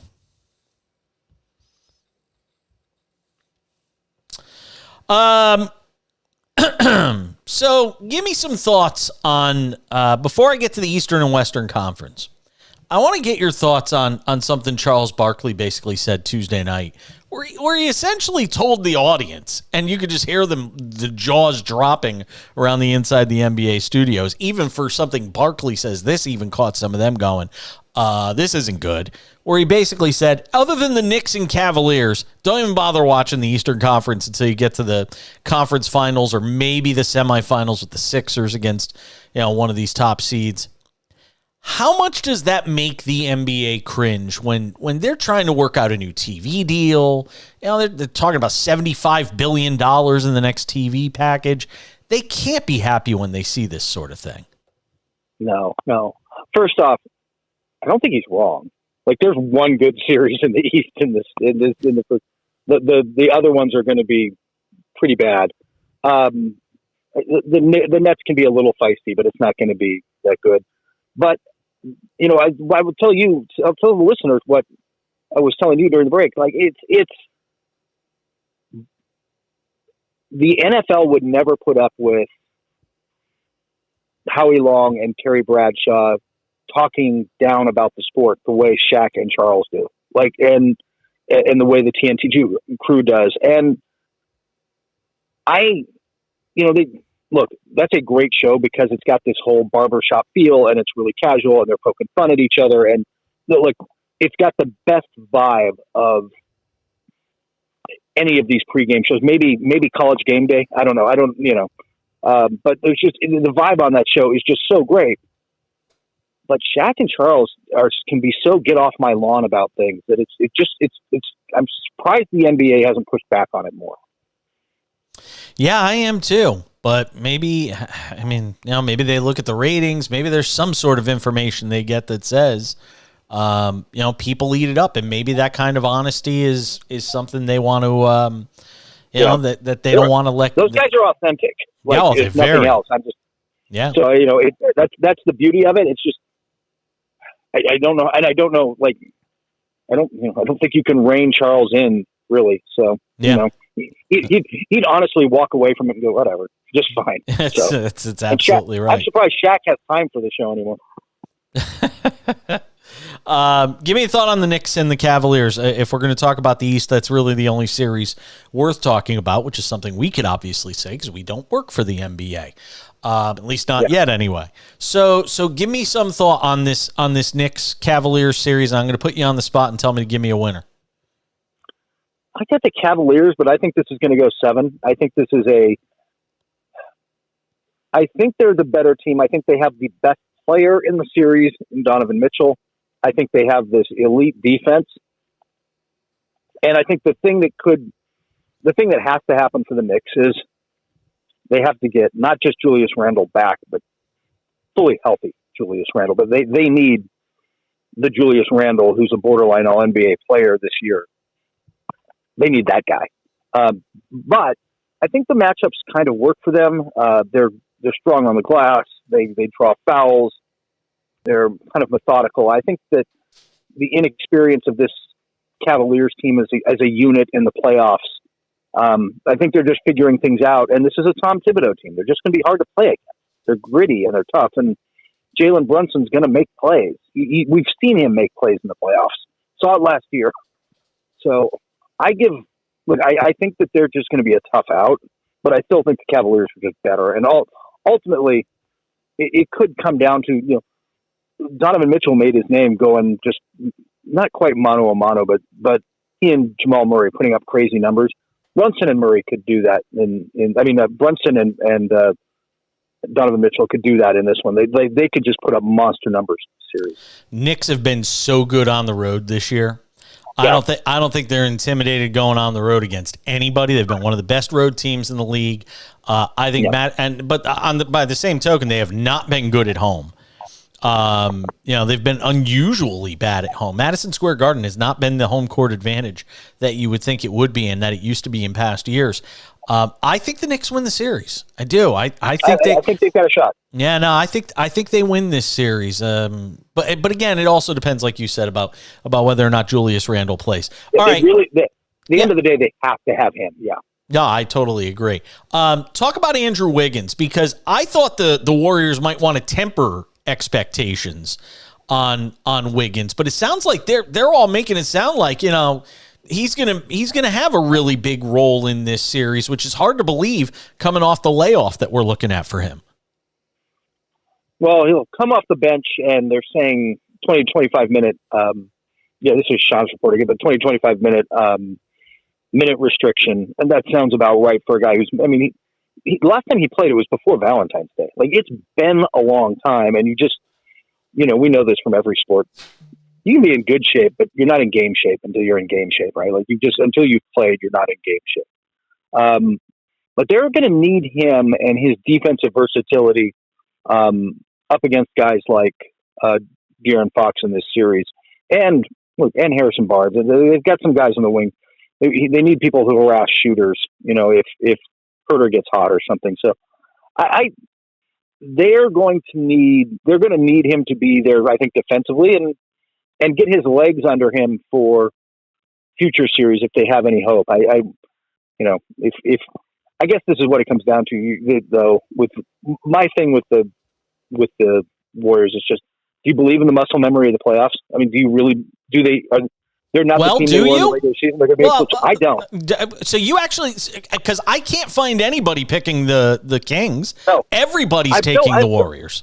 Yeah, the funny thing is, I don't believe in these Warriors, and I still might pick them in this series because I just think this is a bad matchup for the Kings. At the end of the day, the Warriors can still get some stops. Draymond Green is still an elite defender, and they still kind of move the ball, and they're just going to be able to get buckets.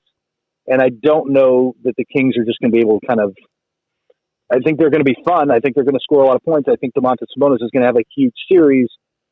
But at the end of the day, I think the Warriors can get enough stops, and Steph Curry is still Steph Curry, and it'll be enough. I'm not sure that they advance beyond that. I'm just not as sold on these Warriors. But I'm not convinced that they probably can win on the road. I don't think that. I know they struggled all season on the road, but they haven't. We'll see. I guess I believe that they'll be able to do this in the playoffs in Sacramento. But that crowd is going to be rocking in Sacramento. That is a great building and a great crowd. If Sacramento wins the first two, even though those are home games, they win the first two, then it gets really interesting. Yeah, I agree. Give me one thought here. I got about a minute on the Clippers. One of the bigger underdogs in the Western Conference when they talk about the opening round of the playoffs. They're plus 385. Phoenix is minus 500.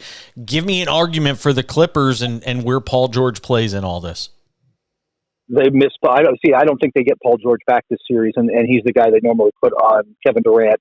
So you're going to need a huge series from Eric Gordon, who's going to get time on him, and I don't know, Norman Powell and whatever else they throw. They can't ask Kawhi to carry the offensive load he's going to have to carry and cover Kevin Durant, except for spot duty at the end of games. It's just too big an ask.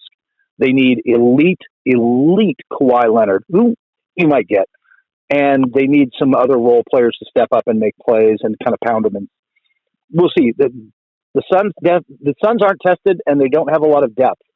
The Clippers do have a lot of depth. I hear, what it comes down to? Kevin Durant's really good at basketball, man. At the end of the day, Kevin Durant and Devin Booker are just too good. They your favorite to come out of the West right now? Is it Phoenix? I would take the field over them, but yes. Wow, you would take the field over them, huh? Yeah, I just don't believe in anybody. I think Denver has a chance. I'm just not completely sold on Phoenix, but if I had to pick one, it would be Phoenix. Kurt Hanlon, check out his work at NBCSports.com, Pro Basketball Talk. Check out his podcast with Corey Robinson as well. Kurt, I always appreciate it, my friend. You are a gentleman and a scholar. I am one of those two things, so thank you. Do I have to guess which one? It kind of depends on the day. And Fair enough, my man. Enjoy the play-in tournament games. Enjoy the playoffs this weekend. I'm sure I'll text you. Be well. Take care, man. All right.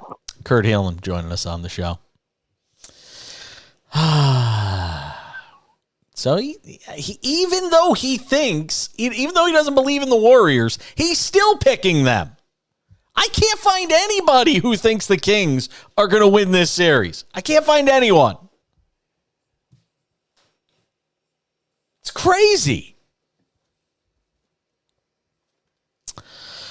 Guess what's right around the corner? The final hour of a Thursday edition of the Cash In on SportsMap Radio. It's crazy. Can't find anybody.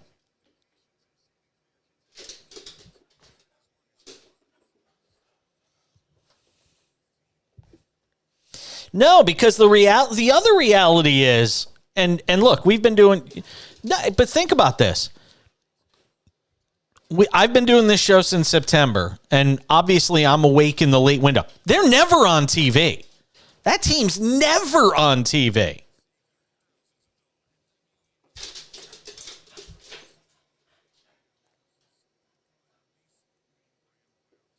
Yep. I agree.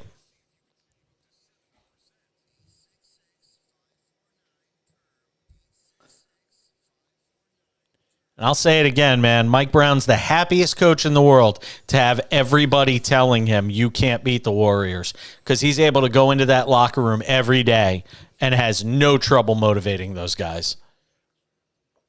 No. It's right there.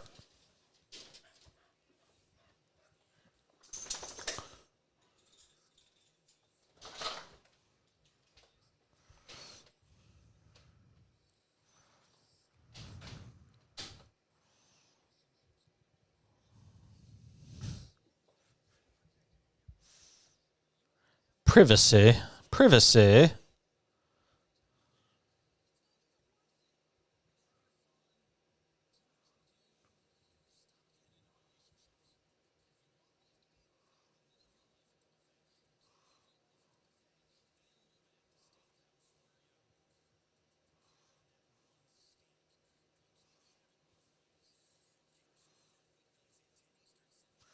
Somebody say steak.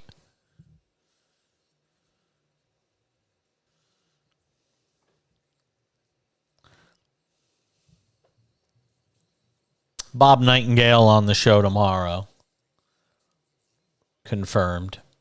Yeah, I'm doing a video interview with him tomorrow.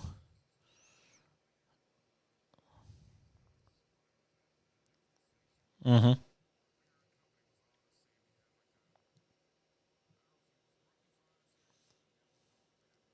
Oh, really? That's interesting.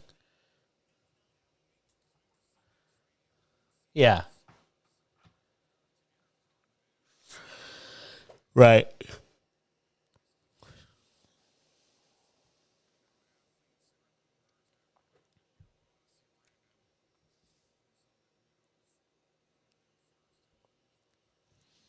Dude, I'll tell you right now, mute my microphone.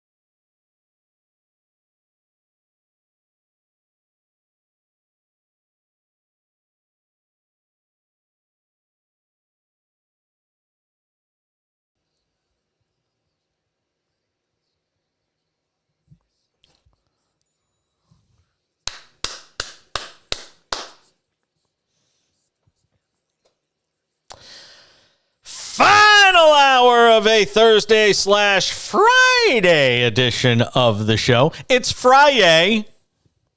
Friday. Thank God it's Friday. I did say Friday.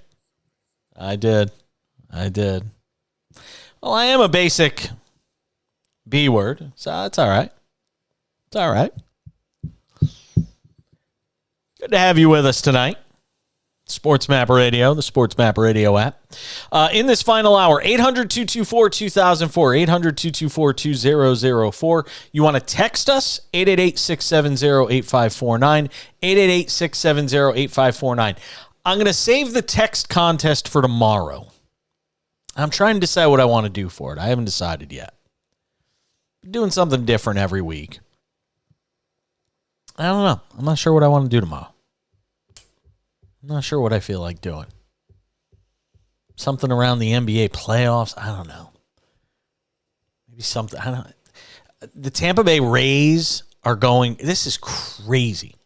The Tampa Bay Rays are 13-0 to start the Major League Baseball season. And I get they haven't really played anybody good. But that team is 13-0 out of the game. The Yankees are 8-5, and you're already 5 games out of first.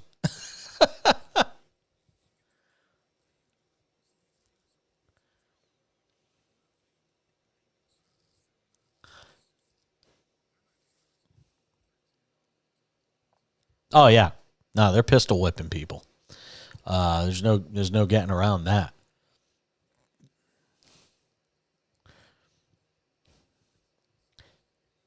But you still think about this. Baseball's been played for a zillion years. Only 2 teams, aside from the Rays, in the history of this game, which has been around for like 150 years, only 2 teams have started out 13-0. I mean, that's crazy when you think about that. Like, we haven't seen this in 82 and 87. 87, I was 10. I just turned 10. 82, I was 5. Or 4, going on 5. I mean, this is wild what they're doing right now. And they've got guys that you go looking up and down their lineup. Yandy Diaz hitting 275. He had a home run today. Brandon Lau is 333. He had a home run today. Arozarena is hitting 379. Franco's hitting Arozarena is hitting 314. Wander Franco's hitting 321. Harold Ramirez is hitting 323. I mean, up and down. Taylor Walls, who couldn't hit his way out of a paper bag, is hitting 280. Josh Lowe's hitting 345. Everybody in this lineup is producing right now. They've never been a hitting team. They've never been a hitting team.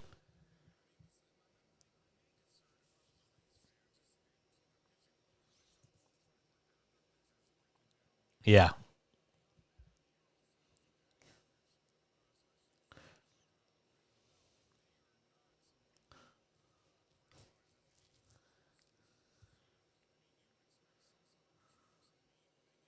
Right.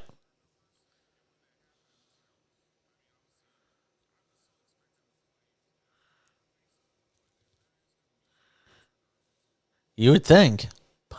It's still not fun if you're in the division and you're 8-5 to look up and see that you're 5 games out of first already. Yes, they are. Yes, they are. The Yankees got destroyed tonight. I think if I'm not mistaken, I saw an alert come across my phone because I didn't watch the game, and I normally watch 162 Yankee games. I did not watch the Yankee game tonight. I don't remember why. I was doing something before the show tonight. But the Twins beat the Yankees 11-2, and I think they had back-to-back-to-back home runs in the first inning of that game. Yep. Hope you didn't get there late. Or maybe you would have been glad if you did. Yes. And walks right back out. Yeah. Yep. That's about right. 39,000 very disappointed people at Yankee Stadium tonight. By the way, an 11-2 game, 2 hours and 20 minutes. 2 hours. Yes, he did. Inning of scoreless baseball for Kiner Falefa. Yep. Well, no, not really. I mean, they gave up all the runs in the first 4 innings. I mean, the last 5 innings, they didn't give up any runs. Johnny Brito gave up 7 earned runs in 2/3 of an innings. After his first 2 outings were sensational, he got lit up like a Christmas tree, and yeah, it wasn't fun. But there's going to be days like that. And that's baseball, Susan. Well, you know. So the Yankees lose 11-2. Twins are 9-4, by the way, off to a nice start. Yep. Funny thing going on in Major League Baseball. And I've spent a lot of time, and I know I've probably beaten the dead horse to the point that the audience is tired of hearing me talk about it. But I actually am, and I'm sure I'm in the minority on this. I'm not a fan of these faster games. I'm not a fan. I don't like the 2 hour and 20-minute baseball game. The game used to have a certain pace and a flow to it. And Major League Baseball became convinced somehow that, the reason people, millennials and people under 30 aren't watching baseball is because the games are too long. I got news for you. Getting it to 2.5 hours isn't going to make them watch. Unless you can figure out a way to get a 9-inning game into 45 minutes, like MLB 2K, guess what? They're not coming back anyway. I will continue to hammer this point home. Major League Baseball is doing this. Now you've got a situation where I think you've had 6 or 7 teams around the league that are saying, you know what? Instead of stopping beer sales and alcohol sales after 6 innings, we're just going to let you buy booze right till the end of the game. Be damned the consequences. Oh, my God. What a disaster this is. The games are too fast. Teams are looking at their bottom line on a spreadsheet going, wait a minute, we lost how much on liquor sales? Oh, wait a second here. You're gonna see teams turning on sprinklers during the game to cause rain delays pretty soon to try and extend the games.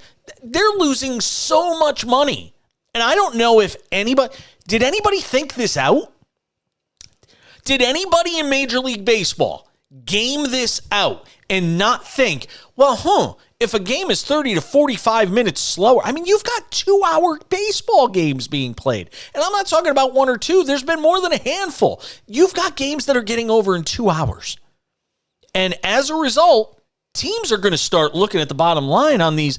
I mean, if you're a team like the Dodgers or the Yankees, and you've got, 40,000 people in your ballpark every night, and all of a sudden you just cut the game down by 25, 30%, you're losing major coin. This is a problem. So I am fascinated to see if forget the pushback by the players at this point. Are you going to get pushback from the owners who are going to start looking and saying, dude, the game's too slow. The game, now it's too fast. And I don't think anybody anticipated this. And wait, and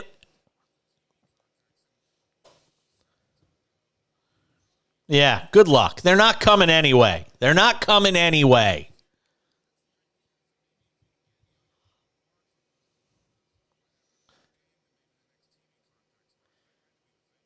I have a feeling.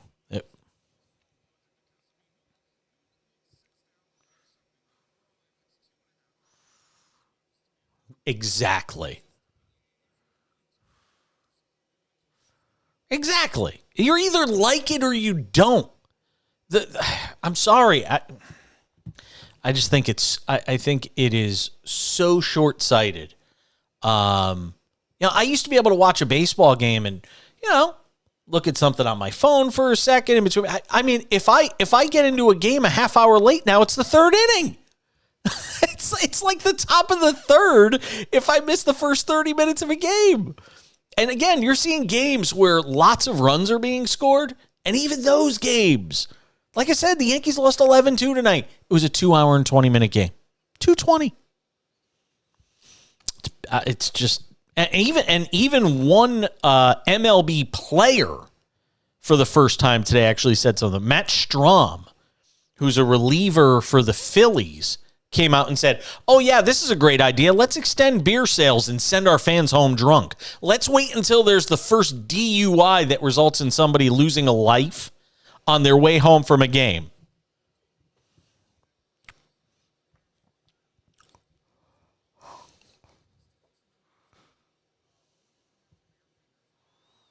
Oh, great.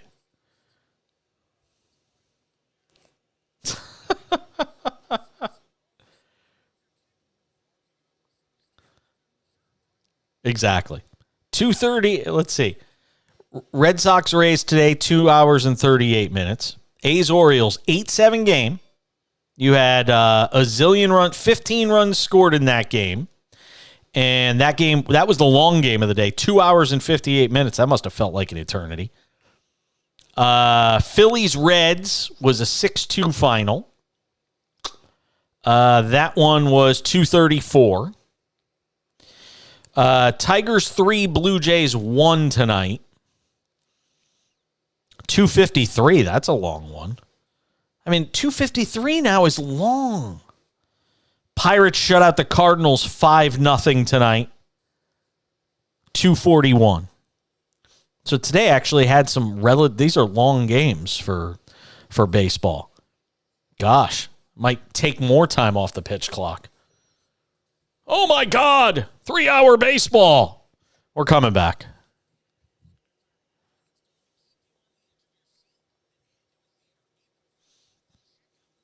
Adley Rutschman walks it off with a home run.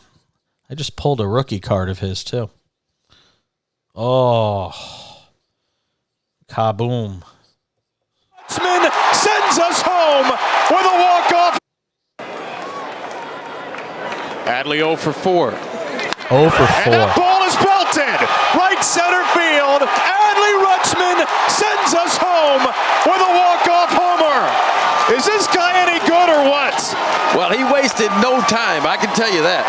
But nobody's going to remember the 0 for 4. They're going to remember that bomb out to right center field, his 4th home run of the year. Rutschman's first career walk-off RBI. There you go.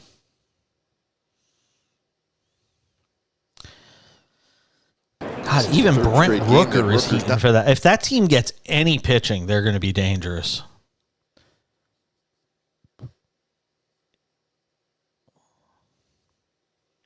Dude, Brent Rooker. Yeah.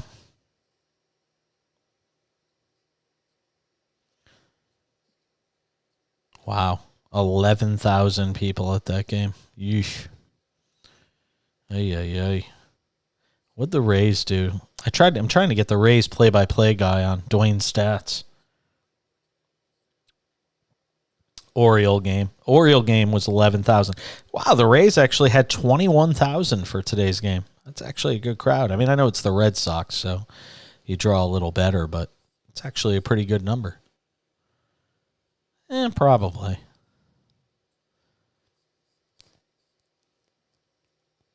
I mean, I just don't get it, though. I get it that the ballpark ain't great, but I don't know how, if you have a team that consistently wins, how fans don't. I just don't get it.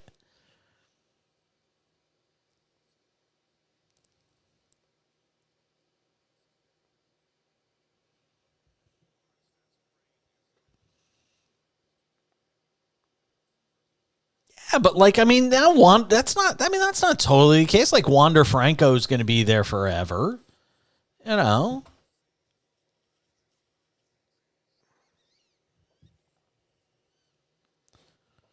Boy, the A's are going to be prolifically bad this year. Like, they could wind up being one of the worst teams in Major League history. Like, they're that bad. It makes me so sad.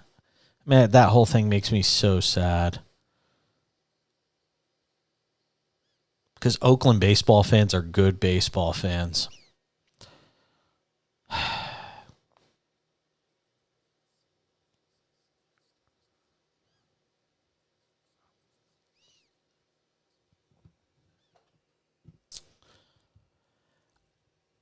I hope we're not on in Salt Lake City, Utah. Not because I don't want to be on there, but I have a feeling they're not going to like what I'm about to say there. I do not for the life of me understand the infatuation, this idea of moving a Major League Baseball team to Salt Lake City. This is like the MLB expansion, I don't know, pipe dream, whatever. But all of a sudden, the headline is, "Oh, I'm always for expansion. I'm always for adding more teams." I have no problem. I never have a problem with expansion. But why Salt Lake City?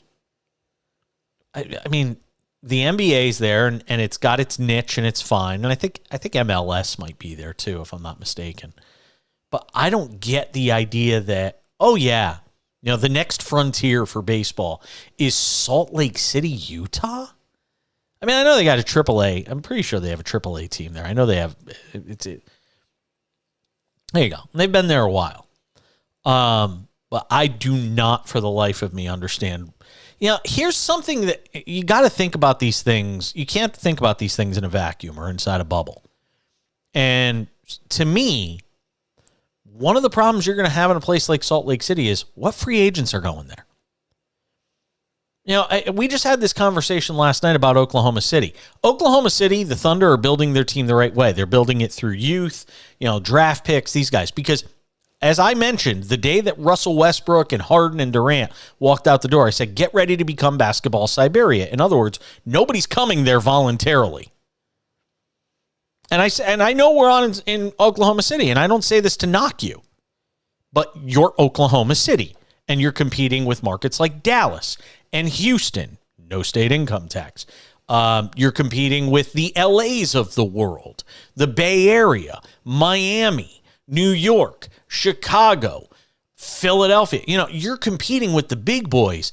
And when it comes to free agency, and I just don't think these things are thought through enough. Players have choices where they go play. Nobody's forced to go play anywhere. Obviously, when you're drafted, it's a different situation. But once you hit free agency, you can come and go as you please. And to me, I look at a place like Salt Lake City, and I say, what great star player in their prime is going to say, yeah, I want to spend, and remember, baseball's a long season. You start in February and you're done in September. And you're spending you're spending 8 months a year in that market. Your family's got to go there. And I'm sorry, I don't know how many Major League Baseball players are going to say, I want to go play in Salt Lake City, Utah. I just don't.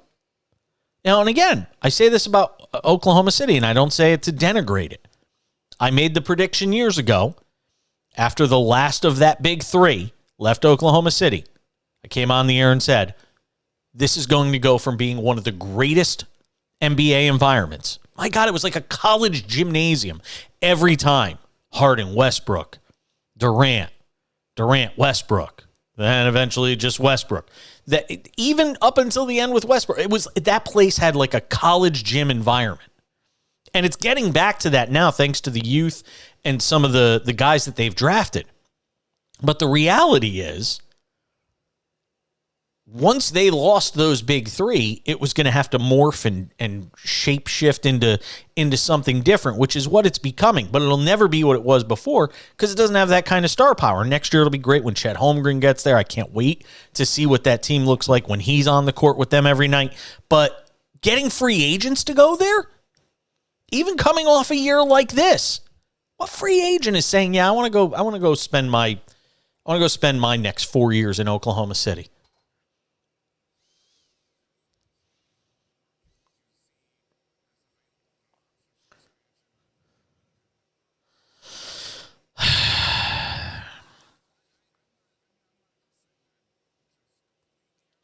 Vegas is the obvious one. Is Vegas?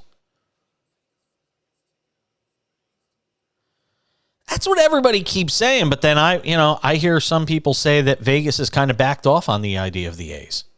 That baseball isn't the same. In 162 games, that baseball might not be viewed the same way from the tour season. Remember, it's the dead of summer when it's a zillion degrees. that it just may not be viewed the same way as the NBA or NHL is.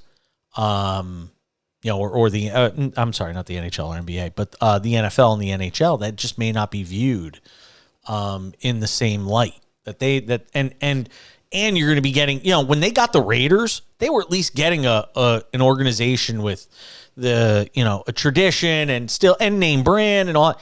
You're getting the A's, man. You're getting damaged goods. I mean, you're taking over a real project. That thing's going to take, it could take 5 years. Yes. No, absolutely not. But, that is still the talk. I mean, I'll say this again. I think Montreal should have a team. And Tampa Bay could still. Charlotte is another market. Nashville's been talked about for a while. Virginia's been talked about for a while. Portland's been talked about for a while. I actually hosted some shows up in Portland when the conversation was about the A's potentially moving to Portland. But Salt Lake City?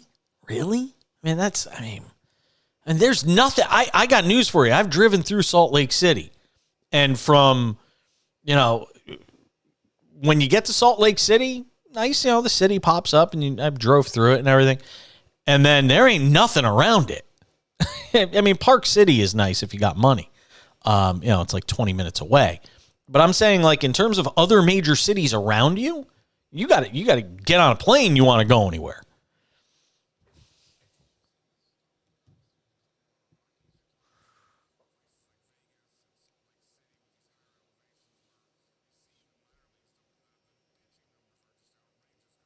Yep. Mm-hmm.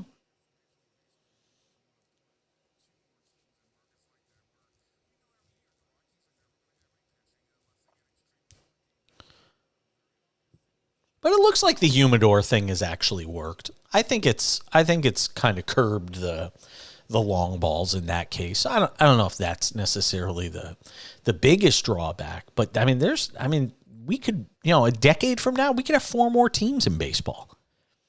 I don't think that's unrealistic. Or at least 3 more, or at least 3 more, get it to what? No, you want to get to an even number. What are they at now? Yeah. No, 4 more. Sorry. So you want to get to, get to 34 or at least 2 more. I think Portland would be good.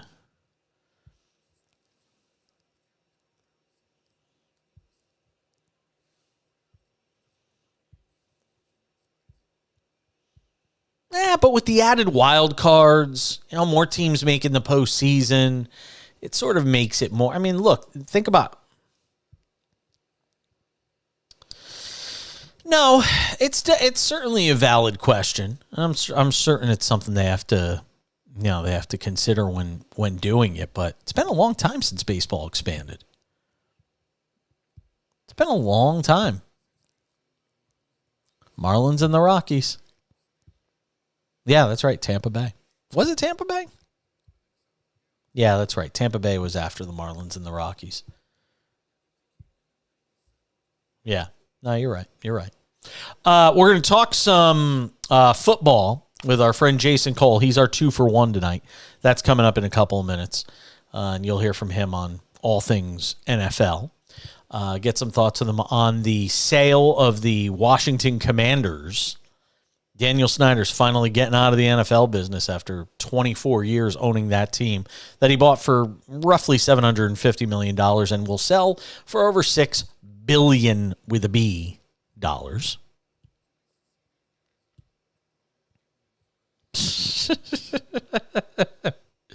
Yeah. $6 billion. Howdy. $6 billion. It's crazy. It really is. It makes you kind of shake your head a little bit. Try to imagine what $6 billion would even look like. Like if you stacked up $6 billion in $100 bills, like how tall would that stack be?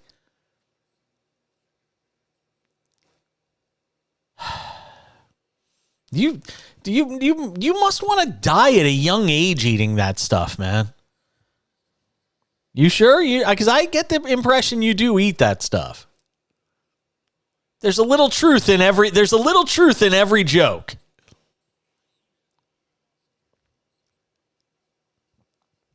All right. We'll come back here from Jason Cole on the other side. We'll play the first half of our conversation with him because I got a couple other things I want to get to before we say goodbye. The cash-in continues on SportsMap Radio. Yeah, I'm only going to play the first half of that interview because I got a couple of things I want to do on the final segment. What'd you say? Shoot, no, I didn't. But I could find where it is. Yeah, I could figure it out.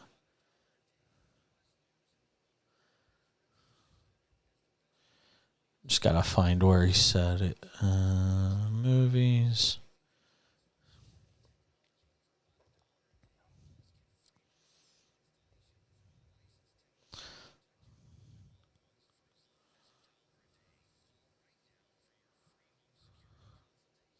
Have you with us tonight? SportsMap Radio and the SportsMap Radio app. With us tonight, SportsMap Radio and the SportsMap Radio app.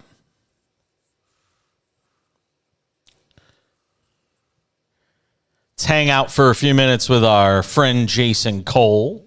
Well, hopefully more than a few minutes, because a few means only three. With us tonight, With us tonight, SportsMap Radio and the SportsMap Radio app. Have you with us tonight, SportsMap Radio? Record. He doesn't. So in Maryland, the D.C. district, you have somebody who they do who gets terrible. This was not there. They just refused because he was such a blight on humanity in that area. Does this get done and approved by owners? I think at the latest. I mean, if it's not May, then I think their next meeting after that is October. All right, that's where I'll stop it. So at 9:50, I have to hit stop. He has enough pregnant pauses like me, so it makes it easy.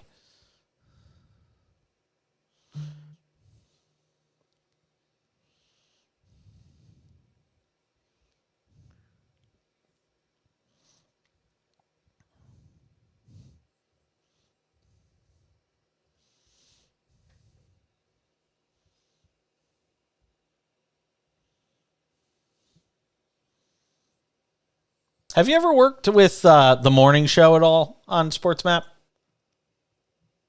Yeah. Oh, really?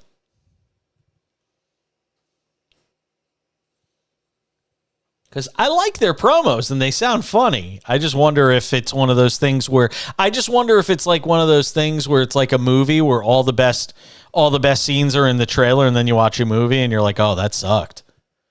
Yeah.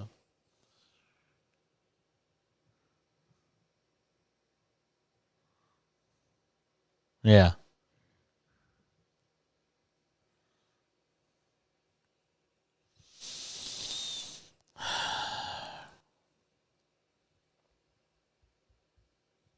Did I send you the link to the pilot for my TV show? Yeah, this is not for public consumption, but I'll send you the link to it. You can watch the presentation that we actually gave to the distributor. And don't mind the framing, because the chair I was in and the way the framing was shot wasn't great. Watch the show format and the concept more than how I look on camera, because that we can fix. Like, I've got a ton of TV experience and I look good on camera, but the background wasn't the greatest and stuff, and the angle. But I'll shoot you the link to it. You can look at it. It's 22 minutes.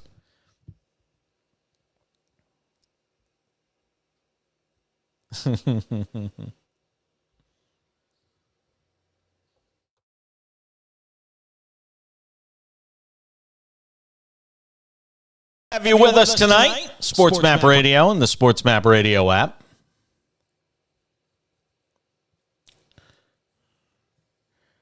Let's hang out for a few minutes with our friend Jason Cole. Well, hopefully more than a few minutes, because a few means only 3. We'll say several, because that means 4 or more. Jason Cole is our guest, does a great job, Outkick.com, NFL writer. He's also a Hall of Fame selector who's hanging out with us tonight on the show. We'll talk some NFL in the first segment, and then Jason's got something pretty cool to tell us about in the next segment. That's called a tease. I was saying this at the top of the show tonight, and it was sort of a stream of thought. I started talking about Snyder and the NFL celebrating, probably they're popping corks at the NFL, league offices in New York, probably other owners. And then I started to think to myself, but are they really? Because until he's in the ground, and I mean that literally, until that dude is no longer part of this life, he knows where all the bodies are buried. So I would think that, that owners around the league would probably still choose their words wisely when it comes to Daniel Snyder. Well, yeah, they'll choose. They're not going to badmouth him, going out the door. That's just that's not their style. I mean, maybe one or two will break ranks and say something, that's close to the truth. But no, nobody's going to say exactly what they think about Dan Snyder, because it does them no gain, even if they are the person who Daniel Snyder does not have any turn on, right? Like the person who didn't go on one of the yachts with him or do some business transaction or something even worse with him. And, so like there's nothing for them. There's nothing that suits them. Plus, like at the end of the day, he just sold the team for $6 billion. Now think about this. Think about this in real terms. He bought that team in 1999. Okay, less than 25 years ago. He bought the team and the stadium for a combined $800 million. 24 years later, after perhaps one of the worst runs of ownership in the history of the NFL. Okay, I mean, there's only a couple of people who are worse, and that includes the guy who went bankrupt. What was the guy? The guy who owned the Philadelphia Eagles, who almost gambled the team away. Right? He was an absolute disaster, train wreck of an owner, okay, in every way possible. The team was awful during his tenure and went backwards. And he still improved the value of the team from $800 million to $6 billion, which is a function of the league, I understand, and not really his work necessarily. But still, he got $6 billion for that team. It was Leonard Toast. So I think was Leonard Toast the one you were thinking of? Yeah. Yeah, Leonard Toast. I always forget. I get him confused with Leon Hess, who was a much classier man who owned the New York Jets before he passed away, and the team was eventually sold to Woody Johnson after he passed away. But yeah, Leonard Toast, a maniac gambler, and the Schaefer family that owned the Sullivan family that owned the Patriots. Before eventually the Crafts bought them after a couple of different ownership groups went through there. So, look, there have been some disaster owners, but, Snyder is right up there.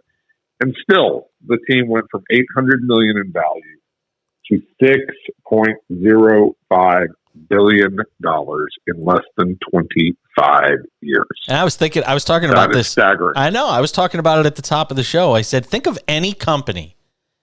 I don't think there's any comparison that there could be any company that's been worse for a 25-year period that somebody bought who's seen its value increase like the Commanders have. I mean, look, if you've got money, and this is why it always boggles my mind why more incredibly rich people, like even the Bezos thing. Bezos could literally reach into his pocket and pull out. And I know the Commanders thing was that Snyder always said he wouldn't sell to Bezos, but even another team or something like that. I mean, he's going to buy the Seahawks when they're available. Okay. I mean, like if Bezos wants to buy the Seahawks, he'll do it. And I think that one's coming up in 24 or 25. There's some there's some tax loopholes in the state of Washington, or some money that has to be paid back if the team is sold before such and such a date. So, I mean, Bezos is just going to buy the Seahawks at that point. Yeah. I mean, and there'll be another team that comes up for sale that'll go for somewhere between $4 and $6.5 billion. That's just the way this is, because people need to understand NFL teams are no longer businesses that operate on profits and loss the way that most businesses operate. They are annuities that are basically guaranteed profit makers. And that, I mean, you laugh, but that's true. I agree. I'm laughing because it's just staggering that you could be as bad as you want, as awful a human being as you want, all these different things, and you can still just make a boatload of cash. Because the league created an annuity for you. It wasn't his doing. I mean, he didn't do anything that improved the value of Washington. No, absolutely not. It was Roger Goodell and all the people who work in the league office, and even Jerry Jones to an extent, and negotiating TV contracts, and all those other people who have made the NFL a foolproof way of making money. Yeah, congratulations to them. The problem is the players don't realize how good the owners have it right now, and aren't using their leverage properly to get more out of the owners. That's Jason Cole, Outkick.com, senior NFL writer, joining us here on the Cash In SportsMap Radio and the SportsMap Radio app. What do we know about Josh Harris, Mitchell Rales? We obviously know who Magic Johnson is, this group that's buying the team. Well, we know that Harris is going to be the one who's really running the show, because the NFL always makes sure that it's one person who's answering. They don't allow multiple owners to show up. I mean, with the exception of, let me just say that, the New York Giants, who, Wellington Mara famously sold half the team to Robert Tisch, and that was before the league put in rules about, it's a one owner system, right? Like there has to be one controlling owner, and who has to own, I think it's either 35 or 40% of the team, and that person is the controlling owner. Now, in the case of the Giants, Steve Tisch, who is essentially the co-owner, basically cedes control of the day-to-day operations to John Mara and the Mara family. So there's no real argument there with the Giants and how it's structured, because Steve Tisch wants to live in Los Angeles and make his movies and have a good life and enjoy himself, and John Mara is happy to run the team, right? So that works out a little bit differently. But in this case, Josh Harris can be the one who really kind of calls the shots. And, it can only get better. I don't know much about Josh Harris. I don't know about his management style. Nobody who really has a comparison of how these people operate other teams, unless you own another team and you have some track record, and he doesn't, essentially. You don't know how he's going to operate the team. But again, it can only be an improvement, because suddenly you have somebody that the politicians in the general Washington area, Northern Virginia, Southern Maryland, the D.C. district, you have somebody who those people are willing to now do business with, because they do want to have a new stadium. They do want, all of those areas are vying to see who gets to have the next new stadium, because FedEx Field is terrible. It's just an awful stadium, right? And so they all want it. None of them wanted to do business with Snyder. They just refused because he was such a blight on humanity in that area. Does this get done and approved by owners in May, or could it take longer? I think it probably gets done in May. But at the latest, if it's not May, then I think their next meeting after that is October. So it's either May or October. Because I just wonder I guess I'm asking, and we only have a second here, but think about this, because I'll have you answer it on the other side. Talk to him and get his thoughts on all things NFL. He's also got a new book out I love the name of it. It's called Shut Up, Your Kid Is Not That Great. It's just out from Simon & Schuster Books. You can get it on Amazon, wherever you get your books. Shut Up, Your Kid's Not That Great. That's Jason Cole, Outkick.com's senior NFL writer. Okay, I got a couple of things I want to get off my chest. We'll do it coming up on the other side. People who are whining about not enough Phil Mickelson during the Masters on Sunday, Jim Nantz has an answer on that. We'll talk about that and a whole bunch more on the Cash In at SportsMap Radio. Grinding my gears.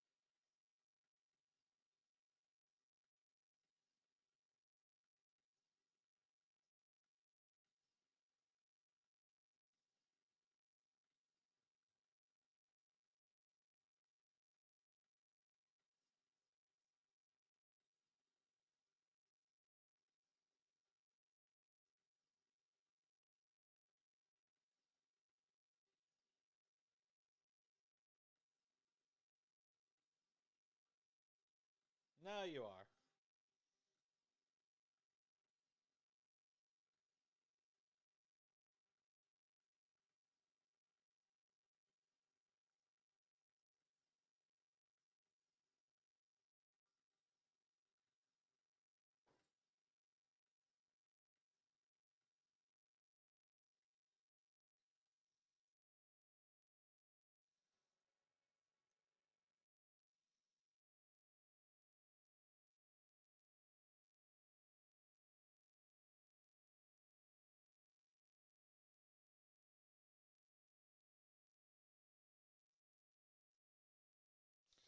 I've changed for the better.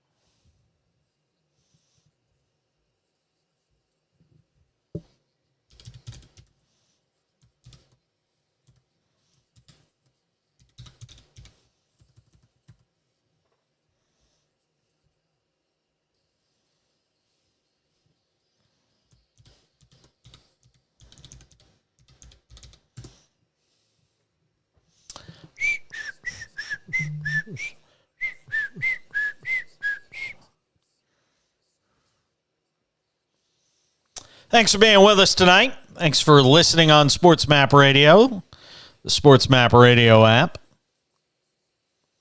Thanks for watching us if you were checking out the show on Twitch or Twitter or YouTube or Facebook, wherever. Appreciate you checking out the show tonight. Because there was no basketball on tonight, I actually just didn't even put games on on the TV behind me. I've actually had a revolving screensaver of photos of my dog that have just been flashing on the screen all night. Kind of hard to see it, though.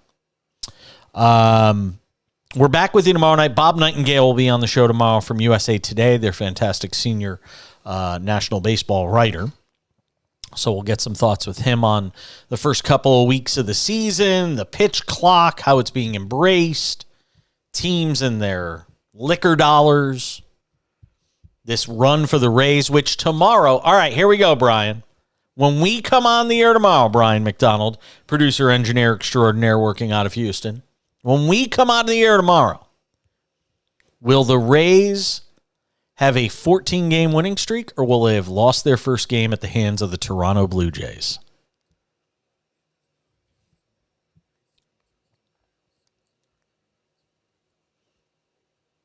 You mean Jose Barrios? Isn't it Jose Barrios? You just yeah, really.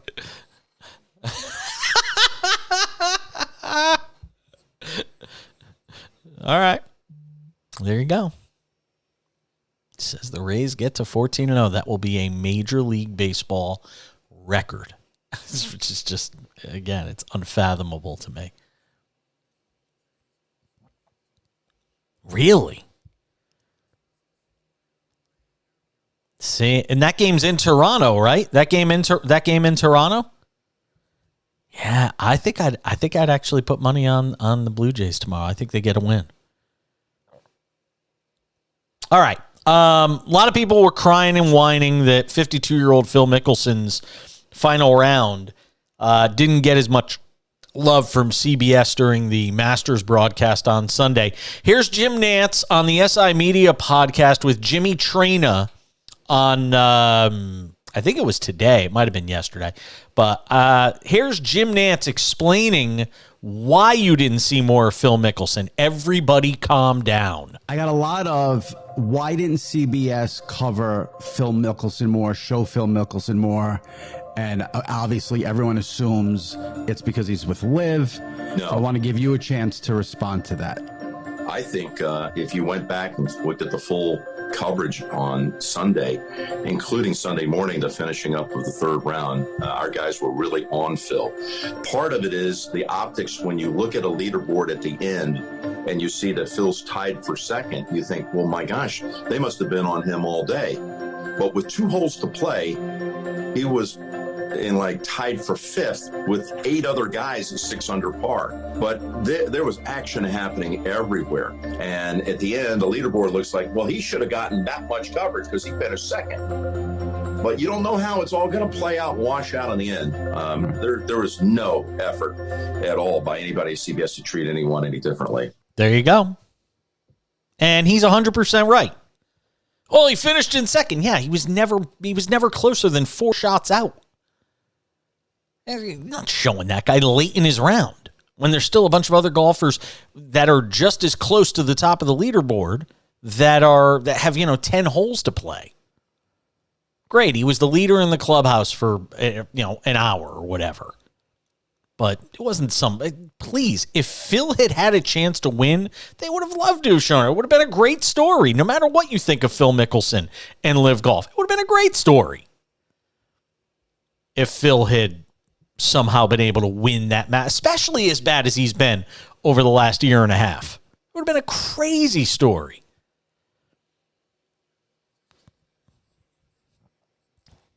Yes.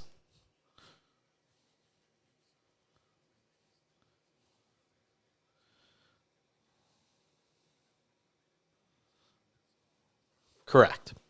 And by the way, they had their highest ratings in forever, so that tells you all you need to know about the way CBS covered it and the fact that you had a really compelling final round with a live golfer going up against a non-live golfer, against a PGA Tour guy, and Rahm coming from behind. A tradition unlike any other. So I want to finish on a little bit of a different note tonight. I was I do my daily prep for the show, and I will argue that nobody preps harder for a show than I do. I'll pat myself on the back and say that, because we literally scour every news source imaginable for interesting stories, interesting takes, things you're not hearing anywhere else. On April 12th, Carl Nassib turned 30 years old. And a lot of people might remember a couple of years ago, Carl Nassib, then with the Raiders, made the decision to come out of the closet as a gay man. And all I could think about to myself is, for years and years and years, all we've talked about is who's going to be the first. Who's going to, Michael Sam tried it, and then, he bombed out before he even made it into the league and didn't get an opportunity to play. And, Jason Collins in the NBA. And we still really haven't seen one in this era, in this generation of Major League Baseball and the NHL and all these different things. And all I could think to myself is, man, people are going to be really disappointed when somebody comes out and it's actually not a story and it actually means nothing. And Carl Nassib recently turned 30 years old, came out a couple of years ago, and most recently played with the Buccaneers, played alongside Tom Brady. He's been dating Soren Dahl, a 29-year-old Olympic swimmer who was born in Denmark but lives, in the United States. And I saw a story about the two of them recently, and it put a smile on my face, because it reminded me of the fact that for all the craziness and the fear that's out there amongst professional athletes, or the fear amongst some homophobic sports fans, the macho tough guys, I don't want to see no gays playing in my sports, that here's Carl Nassib, who plays in one of the most physical, violent games that there is in all of professional sports, all sports, period, in football. And here's Carl Nassib, who came out, has played in the league now a couple of years, basically since he came out, and nobody cares, because life goes on. Can you play or can you not play? That's all that really matters at the end of the day. And I just want to say hats off to Carl Nassib for the way that he's handled himself. Hats off to the Raiders, first of all, for embracing him the way they did. Hats off to the Tampa Bay Buccaneers for embracing him the way they have. And you know what? Kudos to the NFL, because they have tried to promote inclusivity. And sure, there's going to be people around the league and people around sports who are, the Tony Dungies of the world, who try to portray gay people as some sort of deviants. Or John Gruden, who was caught red-handed in some of the emails he wrote talking about the fact that, the whole, inclusivity thing wasn't something that he was down with. I just wanted to make it a point to say that as he just celebrates his 30th birthday, that Carl Nassib came out of the closet, plays in the NFL, and nobody cares about it. And that is a great thing. That's it. I'm done. That's all I got to say. I thought that would take a minute longer, and it didn't. So now I got a minute to fill. Say something, Brian.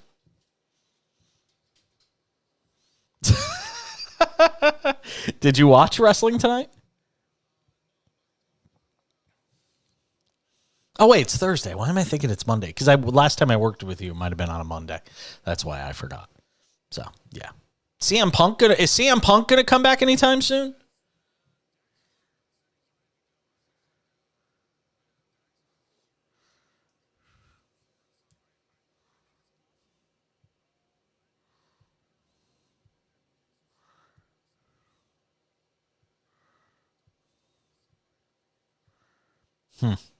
Interesting. I saw Riddle back in WWE too, which was nice to see. After his I said it's good to see Riddle back after his drug suspension.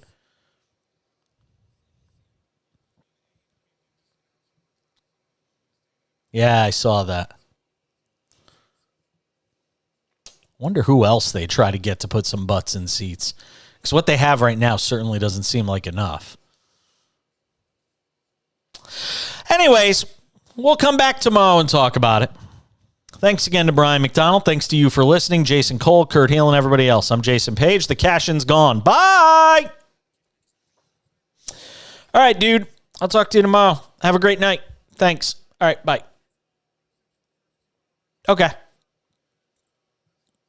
Thank you, sir. Have a great night. All right, bye.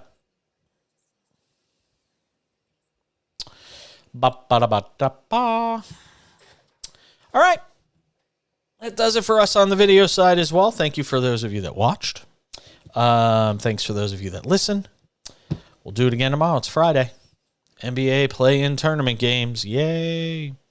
And a shot at history for the Tampa Bay Rays. We'll be covering that. Yeah, should be good. All right, I'll catch you all later. Have a great night. Thanks for watching. Bye.